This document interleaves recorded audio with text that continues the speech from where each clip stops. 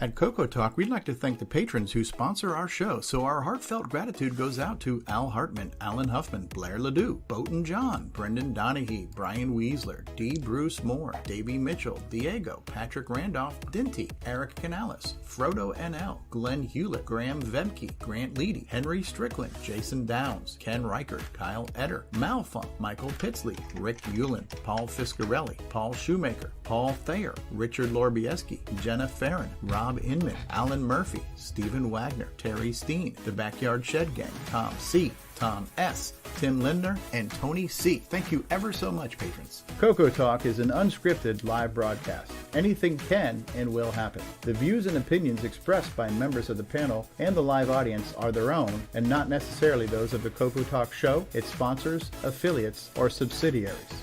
Open minds encouraged, sense of humor recommended. If any off-color comments were made, we're sorry. Hi, this is Dale Lear, designer of TRS-80 Color Baseball, and you're listening to CoCoTALK.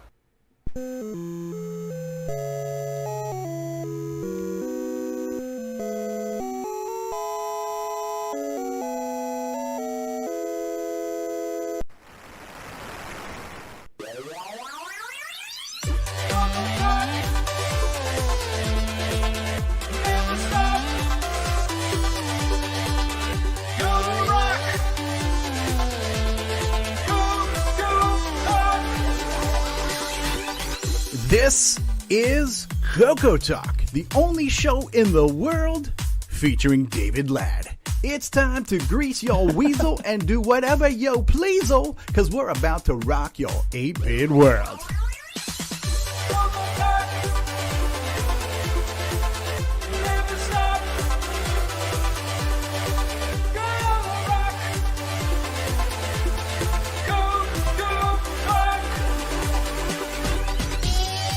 All right, welcome everybody to episode 189 of CoCoTALK. We've got a great show for you. We got a great panel. We're going to talk about everybody's favorite processor, the 6502. Coming at ya.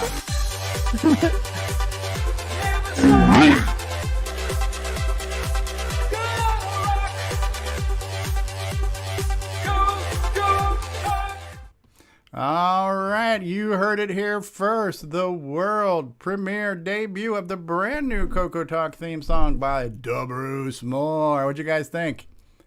I like it. Absolutely love it. Oh, Very cool. yeah. Love the David Ladd reference. Well, that's a good disclaimer.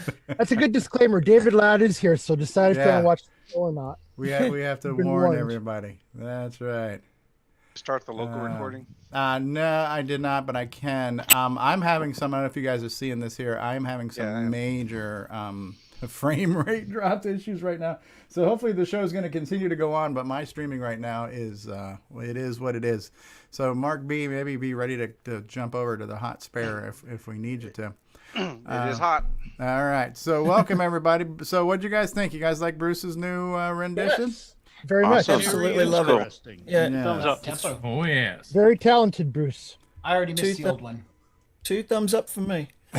Love it. Well, if you missed the old one, you can go watch the old show and you'll hear it. Yeah, well, we're not going to completely get rid of that one, but we were talking last week. I think I mentioned it to Danny. That would be nice to have some variety and some mixing up some stuff. And then Bruce was on Discord the other night and said, yeah, it'd be really cool to get some 80s synth. And, and he sent me a couple of things this week. And then boom. And then this morning I came up with my little blurb at the beginning. What'd you think of my blurb there, Bruce? The David Ladd part was particularly entertaining. And that is a true statement. We are the only show in the world featuring David Ladd.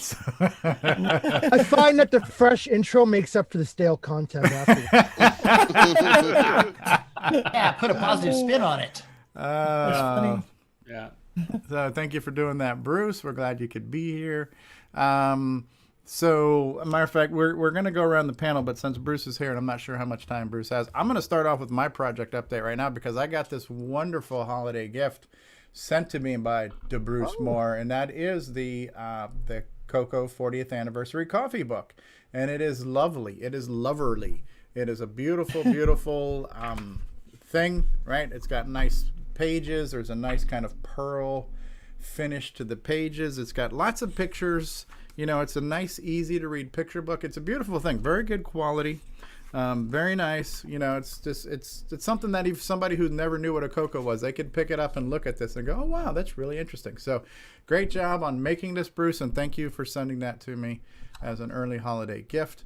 You are welcome. Much appreciated. So I'm not sure how much time you had, so I wanted to make sure I acknowledge this and say thank you for doing that. It is a wonderful, nice little thing there. So guys, reach out if you want to get one of these from Mr. Moore. On the panel today, on the live panel, we've got Mark Bosley's with us. Hello, Mark. How are you? Hello. Pretty good. We've got L. Curtis Boyle. Hello, Curtis. Hello, everyone.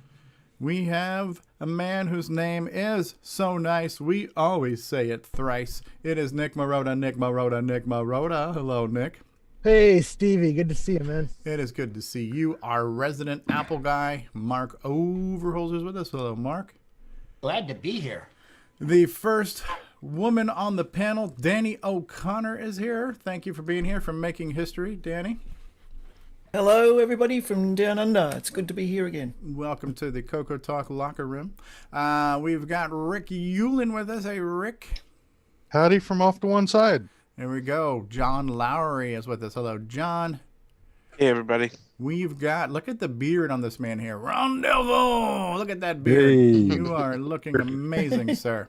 This is from my CoCo 1 TDP 100. Ah, very nice. The multi-talented DeBruce Moore is with us. Hello, DeBruce. Greetings. Creator of More Media. Bruce. Yes, he is John. the, what was the title we finally gave Bruce? It wasn't Maestro. Maestro of all media for the color computer. DeBruce Moore, collector of many, many things. Brian Weezer's with us. Hello, Brian. Hello, welcome to the show. We've got Alan Murphy with his furry creature next to him there. We've got Sloopy Malibu, our resident Atari guy. Hello, Sloopy. Atari guy. We've got Brian Schubring, the music man. Good afternoon or good morning to you, Brian. I'm doing fine here. Whoa. Yeah. The first guy sounded like the guy from Photon. Thank you. Yes. How's everybody doing? We're doing much better now that my ears aren't blasting out of their freaking sockets. But A yes, little bit too hot for you? that was a little too hot. Yeah, that's nice. Not for TV. Yeah. Our backup streamer is here, Mark Bosley. Yeah, so right now my streaming is telling me that I am dropping frames like it's nobody's business. So hopefully the live feed, guys, let me know how the live feed's coming through. We may or may not need to switch over. Thank you for being here, Mark.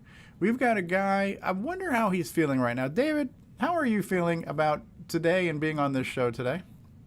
Why, hello everyone, and I'm here, and I can't wait to see what's going to happen next. Okay. All right. That was a kind of a subdued David Ladd right there. David must be on his I'm trying to figure which is more creepy, regular David Ladd or subdued David Ladd. Yeah, subdued David Ladd. Valium David Ladd. Yes. From down under, the thunder, Nicholas Marentes. G'day, Nick. G'day, Coco Nuts. Welcome to the program. And we've got the Slayer, Paul Thayer, is with us. Hello, Paul. How are you? Hey, doing well. Okay, so there we have it. We are here. We have named today's show What the Photon, right? Because we've been playing Photon this past week. Hopefully we'll be able to talk about that and share all the stories we have there. But we're going to go ahead and slide right into almost everyone's favorite part of the show. This is the part that we call Updates and Acquisitions, where we get to talk about, hey, did you work on a project this week? Did you get a new find this week? Did anything you want to share? So we'll go around the room and we'll start with L. Curtis Boyle. Anything that you want to share with the world, Curtis? Not today, but I will say that we're going to be doing a preview and question and answer session for Nitrous 9 Ease of Use Beta 6 next week. Okay, you guys hear that first. We are going to have a very special episode of CoCoTALK next week showing you the world premiere of Nitrous 9 Ease of Use Beta 6. What's new features, new apps, new things. If you're a Nitrous 9 fan, you're going to want to go ahead and set your DVR now. If not, then I am sure there's quality content somewhere else you can watch next week. So I'm hoping to have Bill on that show too. So Bill Noble and Nick Marotta. Anything new and exciting with you this week? In the CoCo world, no, not a whole lot. I've been doing some stuff in the PC world, but as far as the CoCo is concerned, no, not. Okay. Did you play Photon? I did play Photon. I stuck at it. Oh, okay. But I like to pick games I suck at to show that I have no bias. There you go. Except Thank with you for being Joust. honest. Oh, I'm excellent at Joust, though. Howdy. Qui-Gon just joined to say, Qui-Gon, how are I you? won the game I prefer. Did you, Curtis? I don't remember. Mark D. Overholzer, anything new with you? No, sorry, I've been busy with work. All right. Danny O'Connor, anything new coming from you? No new CoCo stuff, but I do have something that's very, very closely related because it's part of the CoCoTALK show. I can very fancily zoom in here on my little device and switch over here. Ooh. I have a brand new vision switcher, a Blackmagic Atem Mini Pro ISO, which basically allows me to switch all my 4 cameras and still shots and graphics, and I can do green screens and blue screens and special effects, and it's got a Fairlight audio mixer built into it. Oh, wow. So, yes, I can zoom back out here, just pull back out to my shot there. You can see it on the desktop with the preview monitor up here. And then I can dissolve to a different camera angle like that. So it's absolutely fantastic little device. I really love it. It's That is a lot cool. of fun. That is cool. And David Laddie is one of those, so we can see him from all angles. So very cool. Rick, No. Rick Euland, anything new coming from your camp this week? Well, I've been learning to redraw all my old schematics the way the cool kids do, where you don't connect everything with wires. That way you can just drop new chips into a schematic without having to redraw the whole damn thing. And it was probably worth the time, so news soon. Wow. Cool. John Laurey, you've mentioned you've got some stuff to show and tell. You've got a story to tell. I do. I was on the Facebook Marketplace and I found a guy who was selling a whole bunch of CoCo stuff. So we hammered out a price of $100. And so I met up with him yesterday and picked everything up. And first thing up on the thing here is a DC 2212. So what is this? A 1200 baud modem? 1200 baud. Yeah, and the power supply is with it. And this here, I don't know what it is, or I know what it is, but it's not really CoCo related. It's basically just I think it's like a really loud bell. You plug your phone into it. It's got a volume switch. And it's just for phone ringer for the hearing impaired. Ringer. Yeah, basically, yeah. Or it lets you put a ringer where Your you can't phone is from your ringing. phone. Let's see, we've got this here, which is an official Radio Shack cassette, computer cassette. Nice. 31. Which model? CCR82? CTR something, I'm guessing? Yeah. CCR 81 Yes, the one I have. There. with the wall wart. And let's see what else we got here. Another modem, including its wall wart. This is a DCM3. 300 baud. 300 baud. Wow. I had that one. That's the one you have to manually click to connect to, isn't it? Yes. Yeah, it's got an answer and originate switch. I had one of them also. That's the one I had, yeah. Yeah. Call up I don't even have a DGS. phone line in my house anymore. I just wanted to interject one quick comment from the chat Yeah. here. Tim Franklin says, give that 1200 baud modem to Steve so we can get a better web connection. Yeah. There you go. I think this is it doesn't say on it, so I'm guessing it's the first generation disc controller, FD500 or 3029 or something? 3029. That's exactly right. Very first one. Yeah. Second. Yeah, if you look in the end, you can see it's 3020. the Yeah, pops are there. 3022. That's right. Did they make them 3022. smaller after that? That's the one I had, I think. There Yeah, are the five- smaller ones. Yeah, there's Yeah, like like 502, for 500 example, is ones. quite a bit smaller. Didn't you have the 12-volt one, then the 5-volt one, then the smaller one? Wouldn't that Yeah. the progression? The 3022 and the 3029 are 12 volt. Okay, and then here we got, I don't know what this is here. So DB25. Let's see, where's my camera at? There it is. With a DIN plug on the other end. So I have no clue what this is for. Do you have a Plugs into printer, I'm Bitbanger guessing? port. Bitbanger port. Or Bitbanger, yeah. To connect to a printer? Oh, it could connect to the older style RS-232, the full 25-pin ones too. Okay, and then it only weighs a ton. A floppy drive. Yeah, oh yeah. Oh, that's worth it. Yeah. $500 at the time. Is that the silver or the cream? It is a white cased. White case. Should be 40 track then. That's what. Oh yeah, it's definitely a 40 track. Those full height, right? Sugar drives. Was Yeah, it it's full full height? height. Yeah. Yeah. And then this here, I don't know what it is. A cartridge maybe, or I don't know what it's for. It would. Yeah, it could be like a proto board. I got a couple of them here. Well, that one's Pretty sure smaller. that's CoCo. That. What are you saying, Sloopy? Look like Atari 2600. Oh, Atari Yeah, 2600. That's kind of what I was thinking. Yeah. 2600 General cartridges. Instruments. Yeah, it's possible. Alrighty, and okay, here comes the a Black Beauty. And it is a beauty. I'm not a fan of these. Another Black Beauty. Not two. Are these the black Matching handle set. Black Beauties or the old silver ones? Silver. Oh wow, the classic. Oh wait a minute. Screw the top one. One silver, one black, actually. Got a Okay, mixed and bag there. this is one of the wall warts for the DC 212. Okay, what else we got going here? Some more cables,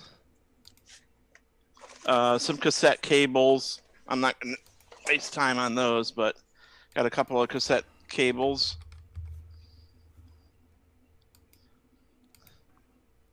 Okay, and Nice. Later CoCo 1. And it's not Early. centered. It's not That's an centered. early one, yeah. It's got the That's memory an earlier badge. one, then. What's it say on the badge? Likely a D or E board. What's 4K? the badge? That brand? hurts. Okay. That hurts 64. 16. 64? Yeah, it's kind of. It looks like it's got some road rash on it or something. It's hard to tell. Yeah. But it's 64K. I have Looks like it's never straight. saw a 64K badge like that back in the day. No, I didn't either. No, But they that's came off the Model that's 3s. Yeah. Is there a date but- inside the lid? There's not. That's the same model as mine, but mine had the 16K badge on it. Does that have a service tag on it? Because that looks like the one from the 26. What does that be? The 3001. But then there would be sometimes it's a service badge, and they would replace it with like a 3018 part number on it on the bottom. Whoops. It's got a. Let's see. It's got a serial number of 4,323. What's the model above Hey, it? what's the model above it? 3002. Oh, two. Okay. That would have been Okay. like a 16K originally, right? And then this thing has really been Frankensteined because this is what the inside looks like. Oh, wow. Look at those. Oh, jeez. There's a circuit Can you board. say wire mods? Yeah, the top. That's of where your 64K came from. Right. That Yeah. whole thing there should have an RF shield over the top of it there, so it's completely unshielded.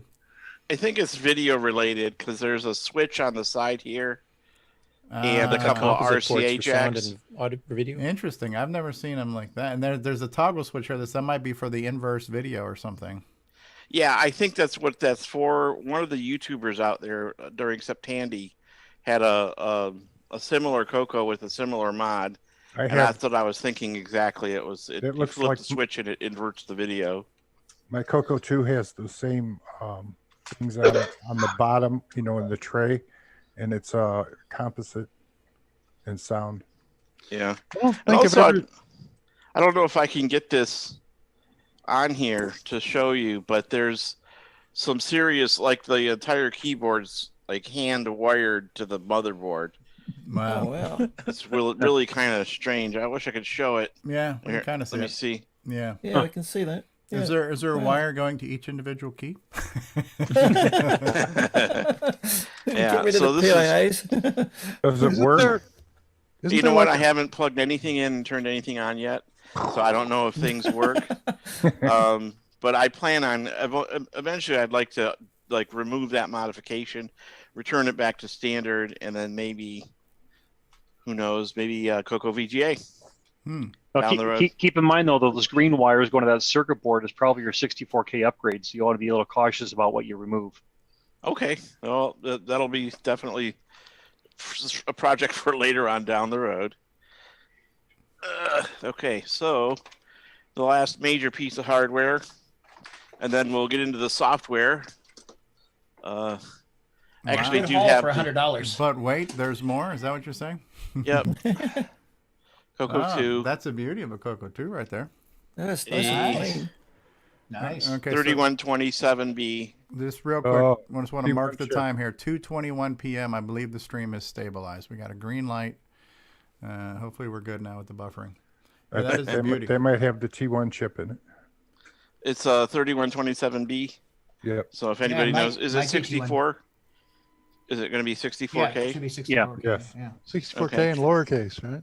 Yep. Yeah, probably. And lowercase. Cool. Would it have lowercase? So does it have a Radio Shack badge or Tandy badge on the? Says Radio Shack. Did they have T1s in the Radio Shack ones? I thought it was only in the Tandy I ones. don't know. There would be a B after the model number, wouldn't it? It does. I Okay. wasn't aware of the Radio Shack ones having that. A bit of software here. Let's see. Start off with these. We've got a cartridge called Starblaze. Okay. Yeah, Greg Zumwalt. I'm not familiar with that game. Another one called Stellar Lifeline. DB Orcs. That's my favorite game. Love that game. Lovely. Okay. And what else we got here? Demon Attack, which I am familiar with that game.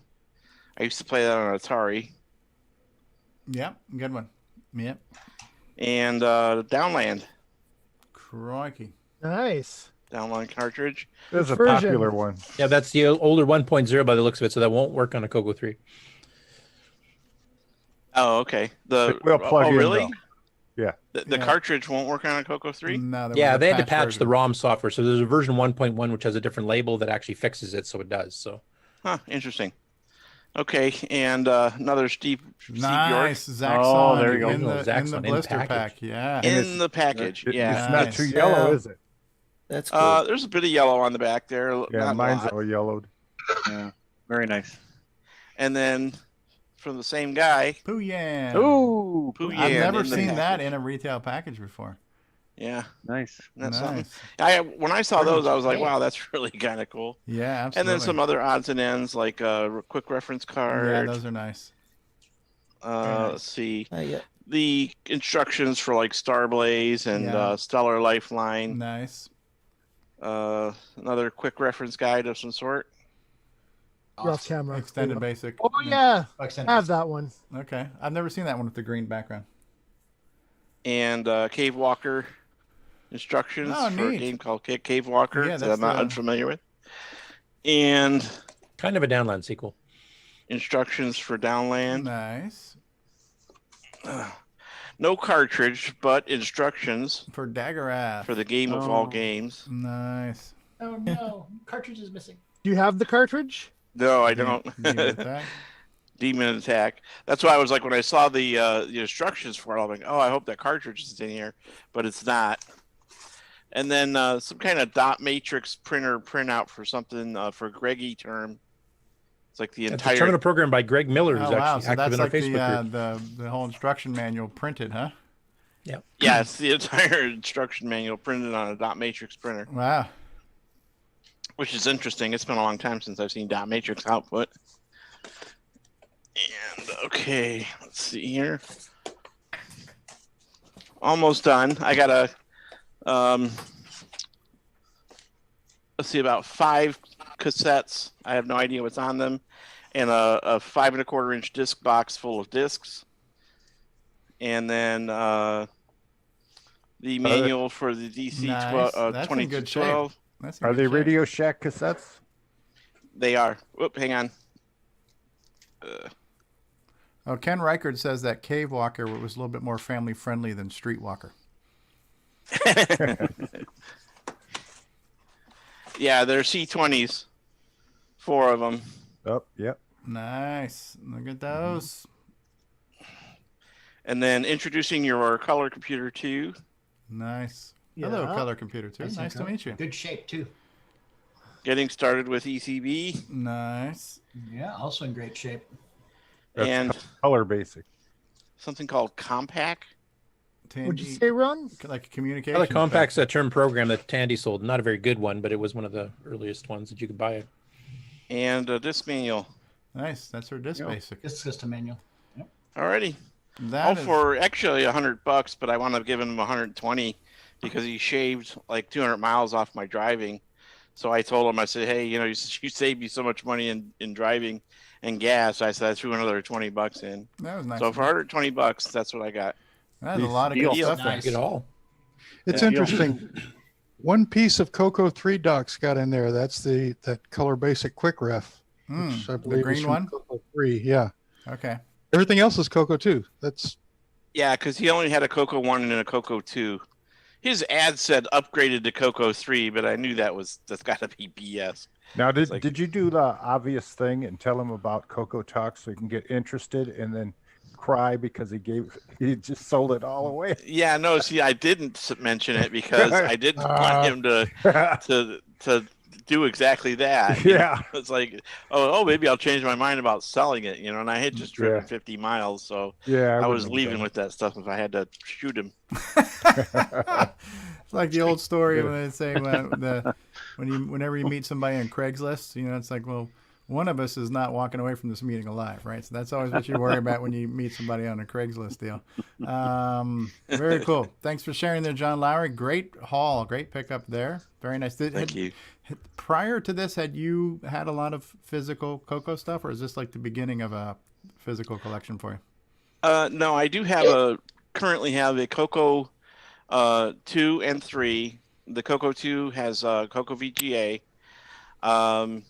I have the 2 meg upgrade and 6309 for the 3 that I haven't installed because with the move and everything's just kind of packed up.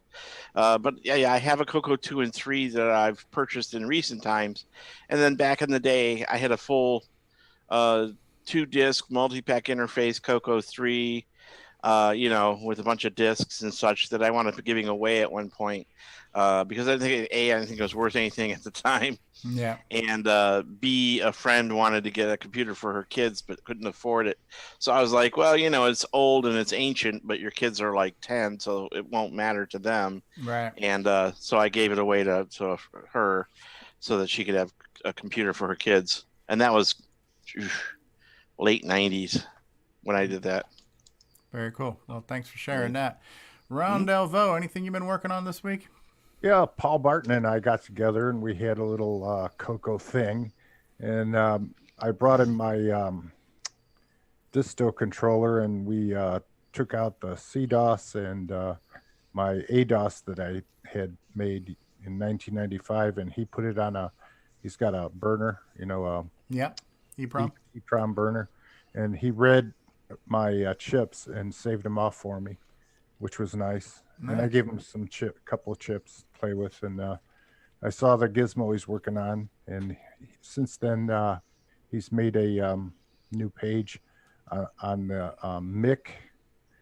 It's a 6309 without the E board, single processor. Okay. Single board computer. Yeah. And that was cool to see. Okay. And that's about that. And then I made another group for BBSing on the CoCo, and y'all can go look at that sometime. And I've got some BBS. Everybody liked the page. Yeah, I think it's pretty cool. What's cool about specialty page groups is that all the data doesn't get lost in the CoCo group. Like, if you have to go find something, about BBSing, you'd have to search for it, or you just go to the BBS group and take a look. And then same thing with VCC and some of the other stuff that I made. Okay. That's it. Goodbye. Thank you. Very, very cool. All right. Brian. Oh, and look, yeah. Hey, You see the three amigos? Yeah, on CoCo One. On CoCo One. Oh. Yeah. Is that How in they do ROM that. or is that just an image viewer? That's a VG6. Oh, okay. Cool. Yeah. Very, very cool. Brian Weasler, anything new for you this week, or did you take the week off? No, I did get a couple packages in actually. Terry Steen, when he was on last week, and he had mentioned he was selling some systems. I did grab one of his computers. This was a 3004, 263004 model, so it was nice and clean. Yeah. So I like It's got a CoCo 2 melty keyboard on it too. Oh, melty keyboard, yeah. Yeah, I noticed that he had that. So, but it was just one I wanted to get. But then he also had some other cartridges that he asked if I was interested in. So along with that, I also got a speech sound. Nice. Cool. He also had this is the one of the first ones. 3022. 22, and also a RS-232 pack. Nice. And then the one that had me jumping up and down like a little kid in the candy store was the Eliminator by Frank Hogg. So I've been wanting to score one of these for a while. I do want to mention, though, I'm trying to find some information on this one. If anybody out there has a manual for the Eliminator, I've put a post out on Facebook or on Discord. Please let me know. I'd love to get a PDF version of it or a scanned version of it. Let's see the sides. I will hunt because I think I do still have my Eliminator manual kicking around somewhere. I got to get this beta of EOU out to the testers first this weekend, but that'll be my next priority.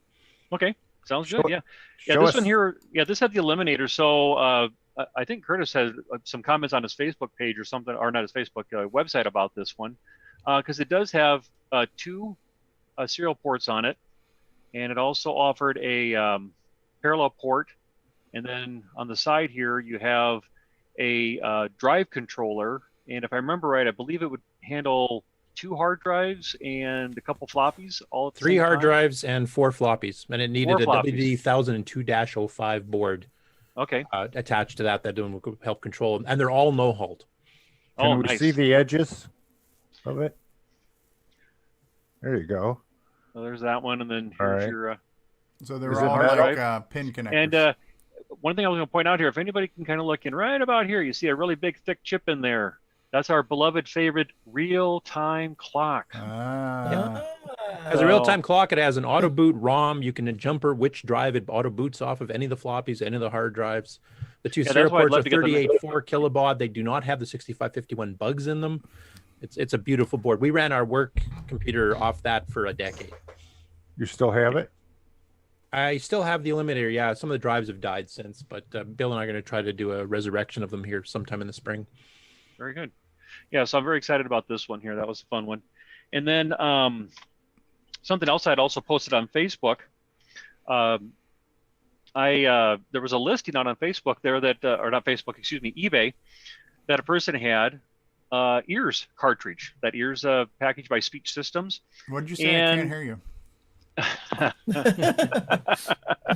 Had the speed, and the ports didn't look right on it, but I thought, well, the price was about right, so I went ahead and purchased it.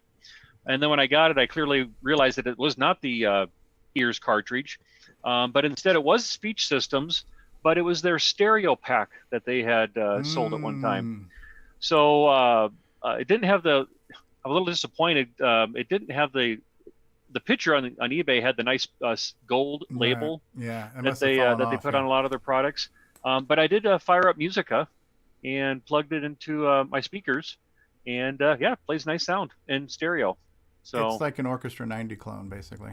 Right? Yeah, except it came out before the Orc 90 was ported to the CoCo. So, but it worked, so it wasn't necessarily a total loss. And I certainly didn't pay as much as what the ears cartridges tend to go for on eBay when they do pop up. So that was good.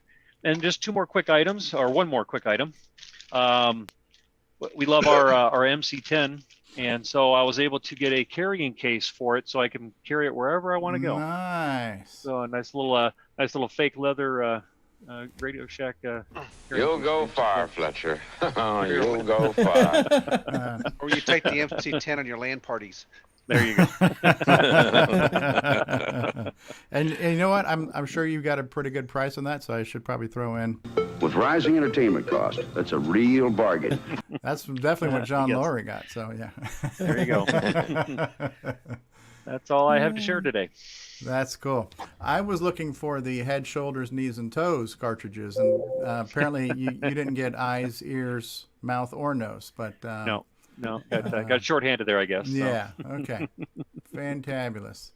How do I get this? Jane, get me off this crazy thing. And we're back. We're back. Thank you, Brian Weiss. Well, history has been made twice. So not only have we had our first woman on the show in Danny O'Connor, but not our second woman in the show in history has just joined us. We've been joined by Alley Cat, Alison DeNu, who looks to be muted at the moment. Hello, Allie. Not sure if you're there.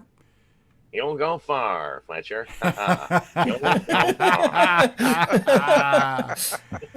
Perfectly done. Thank you for being here, joining us on Zoom. And that was Brian Weasler. Alan Murphy, you working on anything this week? Yeah, I've been working on my game port. Been actually making some progress through it. I got through everything needed to support CoCo VGA. So I'm in the process of programming that support right now. Nice, nice. Brian Schubring, you working on anything? You're muted. Yeah. Working on a microphone. Am I coming through okay? Yeah, you're coming a little cold, but it's better than before. Well, how's that? That should be a little bit better. A little better. Good enough. Okay. Not really working on much of anything, just doing a lot of work stuff, but I've been going through stuff, and look at what I found. Hold on one second. I got to zoom in on you. Hey, let me switch my view here. Yeah. Okay, I see. Okay, it is. 16K RAM expansion module. Is that for everyone's favorite MC10 system? Yeah, I know I've got an MC10 floating around here somewhere because I had converted for being used in my car way back in the day. And I've been just going through stuff, and I've been finding stuff. Math design. Pristine. Lost World unopened. Pinball. Yes, in the blister packs, all shiny and stuff. Yeah. Yeah, checkers and images for the stuff. Just stuff that I've been looking for. So I'm looking for the MC10 and whatnot. Okay. I got it around here someplace, but check all your windows and doors. It might be holding one of them open. Yeah. Otherwise, not too much really going on. Just been dealing with family issues and such and that. So, that's kind of taken my time the past couple months. All right. Well, good luck with the family issues. I've got plenty Oh, of my yeah, own. yeah, So yeah, we're just going nuts. Trust me. Mark Bosley, what you been up to this week? Anything good? No. All Go right. to work, get home. All right. Jason the Coco Man Reichert, driving to destinations unknown. We're on project updates and acquisitions. Anything you want to share? Well, I'm still I'm continuing to get those Joey high-res orders out as quickly as possible. Having to work a little more right now on my real job, so that's slowing me down a bit. And looks like it was a slow week for Brian Weasler, right? What was that? That was under a dozen items, wasn't it? Yeah, and by the way, so Terry Steen still has CoCos on eBay at very reasonable prices. We've got that link, which we'll be posting when we get to the news. I don't know if you want to post that ahead of time, Curtis, or if you have it. But yeah, so Terry has got CoCos at like $50, and at CoCo 3s that's starting at $75 and stuff like that. So he is sharing his collection, trying to find good homes for his collection, and he's not asking redonkulous prices for them. Although the bidding war might bring them to the realm of redonkulous, he's not listing them that way. Yeah, it'll be interesting to see what the bids go to. Yeah. So and he fires them all up too and make sure they're working before they go out the door. Yeah. So trying to find good homes for CoCos. So Jason, you had mentioned before too, you're getting people reaching out to you, checking on the status of the orders and stuff. And I think this puts us in an interesting situation now, because when we are so spoiled, like I know I am, like Amazon Prime has just changed expectations. It's like, I want something, I click buy now, within 48 hours it's on my front door. So that is kind of like set the threshold for what people expect when they order anything now. And I guess not everybody realizes, hey, listen, it's a retro hobby. It's being made by a human being. There's no distribution center here that's local to you that's got a warehouse full of these things. They've had to be made. So my distribution center, I have a shelving unit next to my desk there, and I have some boxes and packing tape and bubble wrap. That's my distribution center right there. Yeah. Cool. But, I did catch John's acquisitions there also. I still think I got him beat with the $50 CoCo one from Hamvention 2019. Hey Jason, maybe you should start like a Christmas children's camp where the electronics, they build them for you and then you can like turn around and sell them. Oh, instead of building like wallets and stuff. Yeah. Yeah, we call that arts and crafts time. I love it. Well, no, it's electronics. It's electronics camp. It's a makers. It's a makers fair. It's called STEM. Oh, it's a maker fair. Yeah. Maker fair, right? And just have Kathy Lee Gifford be your head of recruiting for that, and that's real good. CoCoTALK does not make sure that you turn up. Make sure you turn up the cooling so there is no sweat going on in that shop. Okay, so absolutely. Keep the AC cranked. Oh, you give them $1 a day or whatever for their work. If you want a kid, you got a slice of pizza. That's it. Here, have some chairs and shut up. Now go away, kid. You bother me. Your numbers are low. No pepperoni on your pizza. That's it. Sloopy Malibu, how you doing? I'm doing all right. You have anything to show us this week? I don't have anything to show you. The big project I'm waiting. I'm actually board's been ordered, and once the board's in and working, I'm just going to show the whole completed thing. Okay. But on a more immediate note, I was able to get an RS-232 pack, shipped to me. USPS has deemed to lose it between Baltimore and Washington. So hopefully in the next 2 to 3 years, I'll get it in my mail.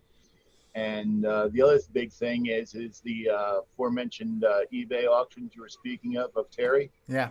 I was the proud winner of one of the CoCo ones. Nice. Several of the CoCo 1s and 2s are actually the auctions are ending like around now. So okay. So if anyone wants them, they better go right now and go start bidding. But buy. Yes. Okay. Yeah. I mean, bad news is they'll miss the show, but. Okay. Yeah, you're not missing much. Well, we posted the link to that, so hopefully somebody who's looking for a CoCo will get that CoCo. Cool. Yeah. Nick Marone, anything new and exciting in your world? Oh, you asked me already. Did I? Since the last time, no, nothing's happened. Okay, hold on. I'm going to count to 1, 2, 3. Nick, hey, anything new happened exciting in your world in the past 3 seconds? Yes, actually, I'm glad you asked. This just in. Well, he's excited to be here, so hopefully he's got something exciting to share with us. David Ladd, have you got anything exciting to share with us today? David Ladd going once. David Ladd going twice. He'd rather break things. Oh, yeah. Oh, yes. I have my great whistle.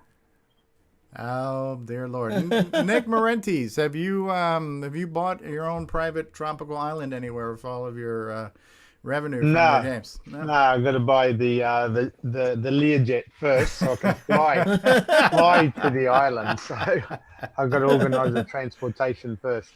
I don't have anything new to announce or show. I will next week, though. So I will have something to show next week that'll blow everyone's socks off. Oh, my Hopefully goodness. only their socks. All right. That's an important disclaimer to make there. Redbeard, Mr. Paul Thayer, I know you've been working on your game and you're helping with the newsletter. What else you got going on in your world? Those are the 2 things CoCo related. I guess my update, I have a small update. CoCoBon, I've got all of the objects working and everything now updated. Stuff double buffering and everything's working. I got explosions done last night. Not 100% satisfied with them, so they got a little tweaking to do. How do your neighbors feel about that?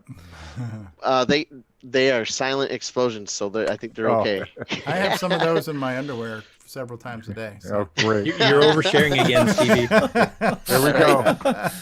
So it's coming along pretty nicely. And yeah, so that's the explosions are part of like the resetting of the level. And yeah, then from there it's some level design, and I'm kind of ahead of schedule, a lot farther than I thought I'd be at this point. Excellent. And Well, that just jinxed it. We saved the best for last, and we're putting you on the spot here, Alley Cat. But anything you've been working on that you want to share with the world? I've got a couple of your video clips ready to show later on. And you're muted. Oh, you talking to me? Yes. Anything you want to share? We're doing updates and acquisitions right now. Absolutely. I just got a Creality 3D Pro printer. Okay. And just arrived today. I haven't even taken it out of the box. Does it still have that new printer smell? Yeah. It's still got that new printer. Oh shit! I've got to put this together. Smell. Oh, so when you say a printer, you're talking about like a 3D printer, not like a dot matrix, a vintage printer. Yeah. Gotcha. I've got a bed leveling kit coming in a couple of days, and then 3 rolls of PLA. Okay, very They're cool. printing a bunch of I think CoCo we had cartridges. referred to Allison as a female earlier. Yes. Yeah. It doesn't really matter though. I mean, you can call me whatever you like as long as you don't call me late to dinner. David Ladd's back. So did he have anything? to David, present? anything you want to share with us? Any updates, acquisitions this week, David? Nothing I'd like to share right now. Oh, okay. David Ladd still. Wow. So I showed earlier, but I'll show it again. I have a physical book, which is the DeBruce Moore Anniversary CoCo Coffee Table Edition hardbound book, complete with. And can you zoom up your camera there, Stevie, so the stream can see it better? The percentage that you're making on the sales of those? 0.0. Right. Okay. So I have this. This is the coffee table book. It's very nice, very lovely, hardbound book. It's smaller than I thought it was going to be. Looking at the pictures, because you can see here in my hands, it's not a giant book, but it's nice. It's very good quality. The thing I really like about it is like the pages are a really interesting kind of pearl finish. It's kind of hard to see in the light, but it's really interesting. It's a really nice production here. So that's a physical book that I got this week, but I also got for Nerdgasm fans, I also got the audiobook of Ready Player 2. So I'm not sure who else is listening to this right now with Will Wheaton. So not too many spoilers. I'm still listening. The jury's still out on whether or not I love this or not. I don't hate it, but I just kind of feel like I'm waiting for something to happen, and it hasn't happened yet. But I'm listening with all due intent, hoping for some really good stuff from Ernest Klein and Will Wheaton. So have you heard any mentions of the dragon yet? Because I hear the dragon's actually mentioned in it. Well, I haven't got to any mention of the dragon. I'm sorry, what was that, Allie? You'll never suspect that the butler did it. No, not at all. Not at all. So. Oh shit! Did I spoil it? I'm sorry. No, I've heard that the dragon is featured in this, but so far brand names are not really being mentioned too much, and so it's weird. It's different. It's weird because it kind of picks up literally right after the other one ends and kind of keeps going. But so far it's hard to explain. But it hasn't started the way the first book started. So I'm just really waiting for it to get into the nuts and bolts and the action part, and it's not there yet. So, so I'm not going to give anything away, but I'll continue to give my opinion as I go through it. Cool. So have we covered updates and acquisitions? Everybody's gotten everything off of their chest. Yes. Anybody hungry? I'm good, Ron. Are you cooking? Are you taking orders, Ron? Are you going to deliver? Yeah. That burger looks nice. Yeah. Do you actually put the pickle on the bottom since you're in Australia? We take the pickles out. Oh. All right. Well, how about we do this? We are going to take a commercial break. And then we'll be back with Nick Marota's favorite section, the Game On. Game On Challenge, Game of the Week results. We've got a brand new CoCo Thoughts that I believe is game related. We have got a special promotion on a product that we'll be plugging. We've got a couple of other bonus clips for your viewing and listening pleasure. So we will be back after these words. Ron Delvaux, time to go potty if you need to, and we'll be back. All right. Here's a hi-fi bargain from your nearby Radio Shack store. Save $100 on our exclusive realistic 77 AM/FM stereo receiver. Only $159.95 during the sale. With audio component features like FM muting, push-button tape monitor, main remote speaker switching, in a genuine walnut veneer case. The ideal control center for your new music system. The sale-priced realistic 77 receiver.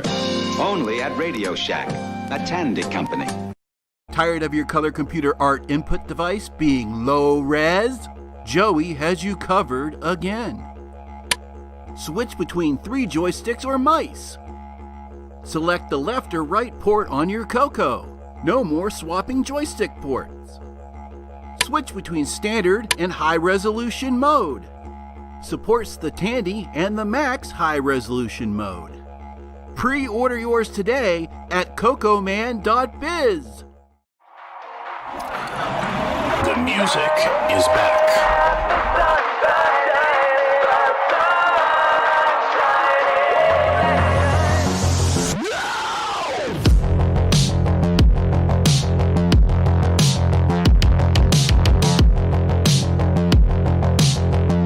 The Mini Maestro available now, only from Retro Innovations.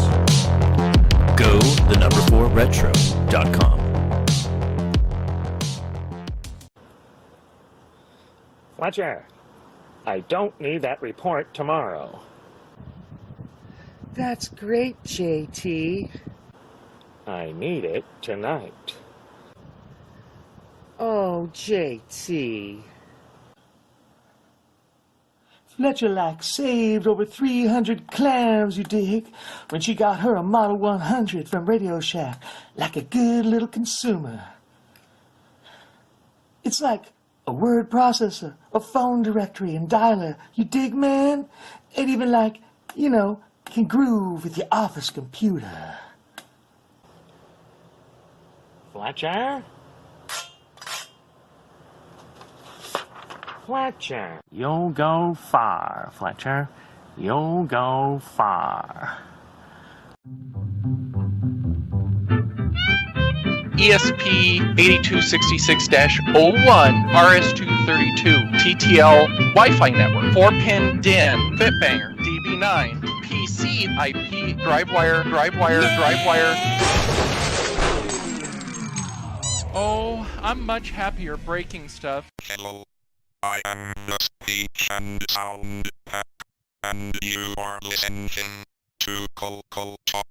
And now, CoCo Thoughts by Samuel Gimes. Photon!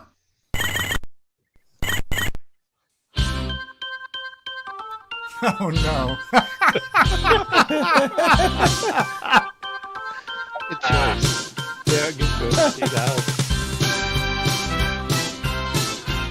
You never know where he's gonna go with these. Never fails to surprise. I could see there was a blue skull today. Power tank testing got me down. Teleport objects all around. There is no defense to be found. Mindless dudes damage with that sound.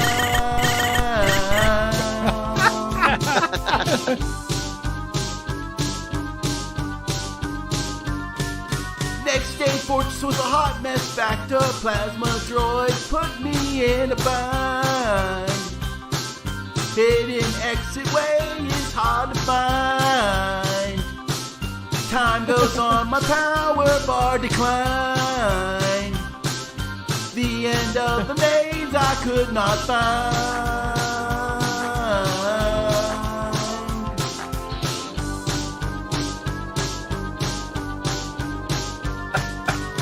Photon! Photon! Photon! Photon! Photon! Photon! Photon! Now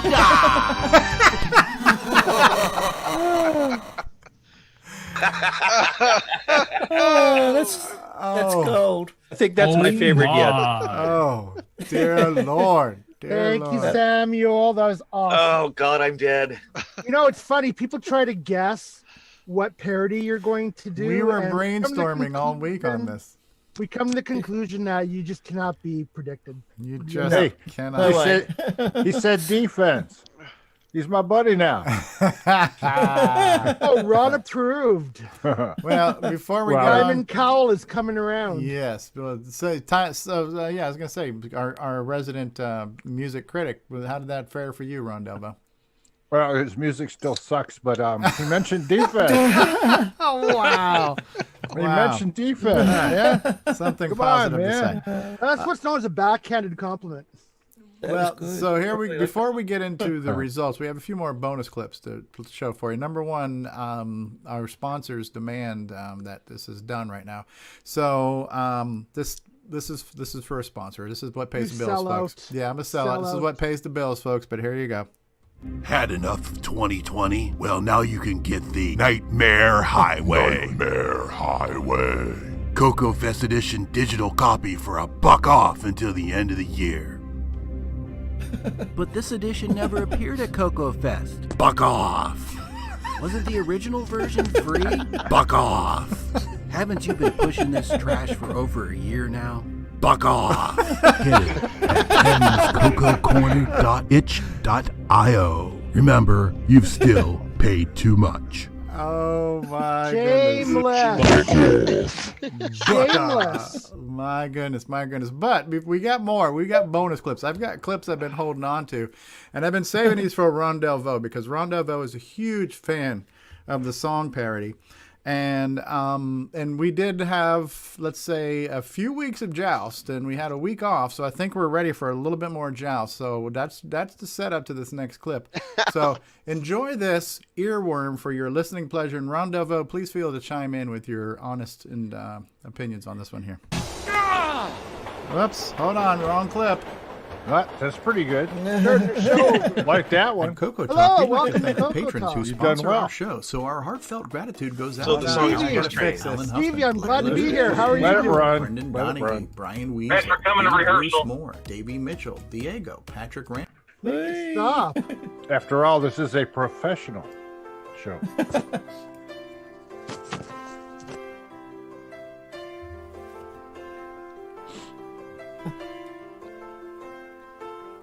Blue wings, baby, lava lady, got cramping in my hand, flapping by, floating eyes, with the Eastman pants, dragon level. Has me disheveled, bouncing when I land. Oh, my black beauty, my ostrich is a cutie, tiny lancer in my hand. Sing along if you know the words, everybody. Survival wave, barely saved, 2,000 points ahead, bouncing back, flapping flat, dragon's not that bad.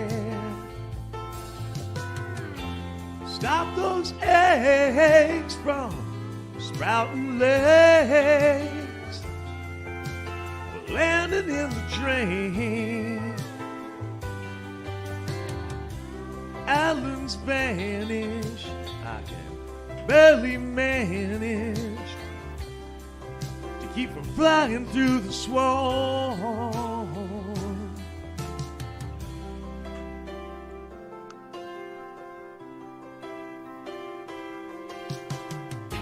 But oh, how it feels so real, lying here with no one near, only you, and you can hear me when I say softly, softly, slowly. Everybody sing along. Hold me closer, flying dancer. Uh-oh. Count the wing flaps on the joystick. Set me down on floating islands. The words are on the screen. Sing along.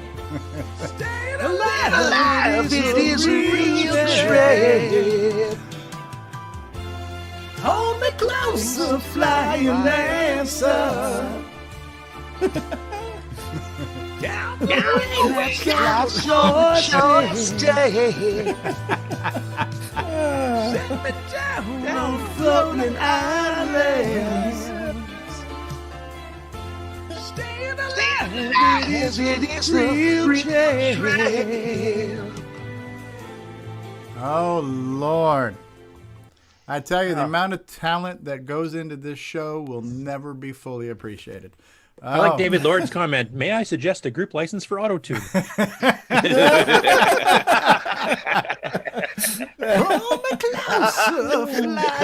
Groupon.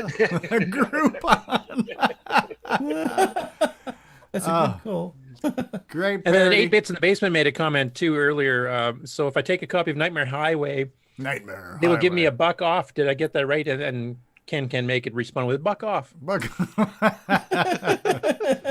Remember, Ken also said a better voice than Gimes, but that bar is so low you'll need a shovel to get over it. Oh, that's right.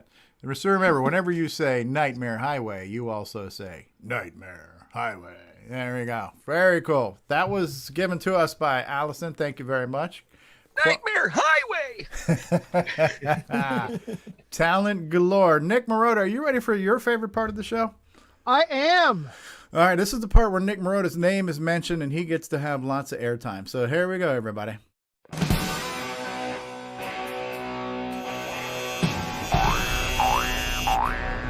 High Score Challenge. All right, and welcome to another week of results. This week we played Photon with 18 scores submitted. Allison, 160. Mark B, 250. Joshua Craker, 260. Jim Rye, 295. Sheila Craker, 375. 8 Bits in the Basement, 410. Me, 440. Rogelio Perea, 465. Just Mike, 1,385. Tom C, 1,580. David Craker, 1,795. David Ladd, 2,860. Tasman, 3,100. Ken Reichard, 3,260. Canadian Retro Things, 3,650. L. Curtis Boyle, 4,530. Sloopy Malibu, 4,800. And the number one score this week belongs to Redbeard Polly T with 6,635. Nice score. Thank you for your score submissions and another great week of gaming. Hey, Polly T, good for you. Thanks, I got lucky. How you doing? Good job. Interesting game. I was watching Sloopy play it. He was doing a lot of live sharing on Discord this week. To me, this is a game that I think I'd much rather watch other people play than try to play myself. Not quite my cup of tea, but I do appreciate it, and I did enjoy watching Sloopy play it this week. So, good job to all the players this week. Yeah, I was not very good at it. I love puzzle games, but this one I just could not. I guess I didn't have the patience. I would just plow through the dupes and end up dying. So that's not a really good strategy. So I won't be talking strategy in this one. We'll talk to you can play the game. Pull me closer, flying lancer. Sorry all about right, that. here's the rainbow review. Addictive. Addictive arcade action at its best. So obviously they thought this was a good game. It has the mark of a classic game. Its goal is easily understood. Okay. Controls are simple. Okay. But no. Anyway. So anyway, they got a good review in Rainbow. Here's gameplay submitted. Thank you for Canadian Retro Things. He has been doing on his show the GameON Game of the Week for the past few weeks, and this week's no exception. So we'll have that playing while we talk about the game. So I think we have the top 3 scorers all here: Sloopy, Curtis, Curtis, Sloopy, and Polly T. You guys are all here. Yeah. So I'm unqualified, so I'll leave to you guys to talk about what you thought of the game and strategies and whatnot. So let's start with Polly T. How did you achieve your score, and what strategies did you find were useful? So and we don't believe you were lucky. I was, because level 14, I just happened to get by one night and got up to 18, and that's how I got the score that I did. I mean, the biggest thing is picking your battles in this game, because there's some levels that it's easier to kill the droids on than others, and yeah, you get 75 points, I think, per droid. But there's some that it's just not worth trying to figure it out. It's easier to just kind of fool it, I guess, in a way. So there was a lot of times where, like, there was one level in particular where there was like 4 sides surrounding the exit, and I kind of fooled the droid to go to the other side, and then I would sneak in past the dupes and it wouldn't come back in and get me, kind of a deal.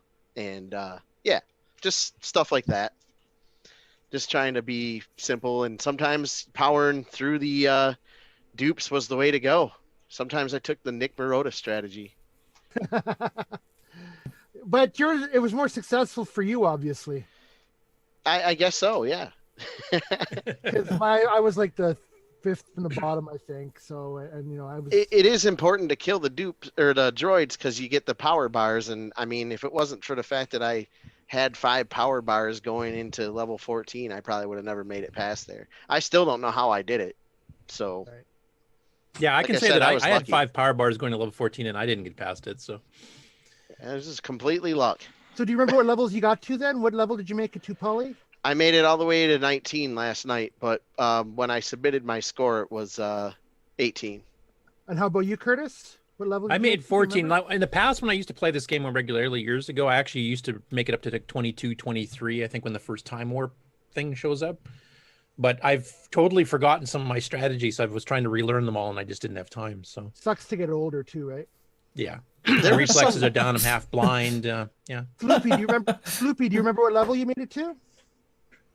14 or 15. My most of the week I was just trying to figure out how to kill the droids in the lower levels easier, and then when I finally wasn't even thinking, I was like, oh, holy cow, it's Friday. I need to actually do a real high score run. And because I was too busy in the lower levels trying to figure out, by the time I got to the upper levels, I didn't have enough practice in them, so I didn't know how to solve them at all, let alone killing the droids, and ended up with only 48,000. I spent a half an hour watching Photon go on the screen with the different colors. Yeah, that's pretty cool. Pretty mesmerizing. So what did you three think of it? What did you three think of the game itself? Like, are you fans I of like it? this game. I think it's a little bit too hard after like level 13, just because there's so much debris. You're going to spend so much time trying to figure out what your path is. And there's the Photon those guys were talking about, that pink blob, which locks onto you. If you let it get free, it'll lock on you and chase you around. Yeah, it's a plasma droid. It won't go through. It'll avoid the dupes. It won't try to. It does have some intelligence in terms of where it goes, but it does try to lock on you and get you. So sorry. So Curtis, what did you think? What do you think of the game? It's still I think my favorite original CoCo 3 game that's not based on anything else, because it's a completely original concept, and it was briefly ported to the PC. There was a guy who did it without the background music, which I should mention is actually one of the best background music, because actually the track changes for every level too, so you're getting a ton of original music. It's got digitized speech and a snarky Ludwig, which is an anagram for evil dude. Actually, when you get to the end of the game, which I've never done, though I do know some people back in the day did it, there's 62 levels. The 63rd levels where you take on the guy that's taunting you in between every level.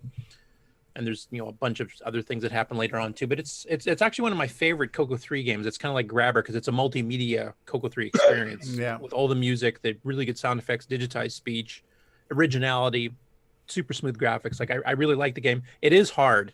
It seems to be harder now than it was for me 20 years ago, I have to say. But again, I practiced it a lot then. You're getting old too, like I said. Yeah, that's another thing too, is the practice levels like that you can't get past. Curtis, when I was on 19 last night, there was like a little red arrow. Do you know what that is? Oh, geez. I have to actually get to play up at that level again to remember. I barely remember the time warp. I remember it was a spinning triangle. It's on it was a spinning red triangle that was in level 19. And basically, like that level, it tells you to outrun the plasma-droid. And yeah, I got screwed in about 2 seconds. So he's like dodging that thing. Oh, he got it. Yeah. So this Canadian Retro things. He showed off. That's really cool. Yeah. Yeah. Sloopy, how about yourself? What did you think of it? What did you think of this game? And did you know of it before? I did not know of it before. Actually, it's probably one of my favorite games on the CoCo because it's like a combination of puzzle and logic games, which are basically my favorite type of games. With some arcade stuff thrown in too. Yeah, it's action. I think it's an action puzzle game is how it's defined. The genre. Yeah, Canadian Retro things kill both. Well, I had to kill the other one because it was blocking the exit. But yeah, good job. Yeah, but actually, no, I think I got past this level by quickly going in the exit and hoping the plasma droid wouldn't get me. Pulling was a little bit easier to be more fun. Yeah, about the only thing that I didn't like about it was when your back is against the wall, you can't pull an object towards you. Yeah. Yeah. What did you guys think of the control mechanics? Can the green balls hurt you? Everything hurts you. Yeah, everything hurts you. What did you think of the? What did you guys think of the control mechanics? I can't think of any other way that you would do it. No, the PC version tried a different control mechanic and it was far worse. Oh my god, it was hard to control. I found pushing was good, but I found pulling was difficult. Yeah. Yeah. It takes some to get used to. I have to agree. Strategy, though. Yeah. You know. For those of you that use real hardware, did you find that like a self-centering joystick was probably the best? Yes. Because Bomb Threat, which is Rick Adams' game, has a pull mechanic, and I found his way of doing it was better.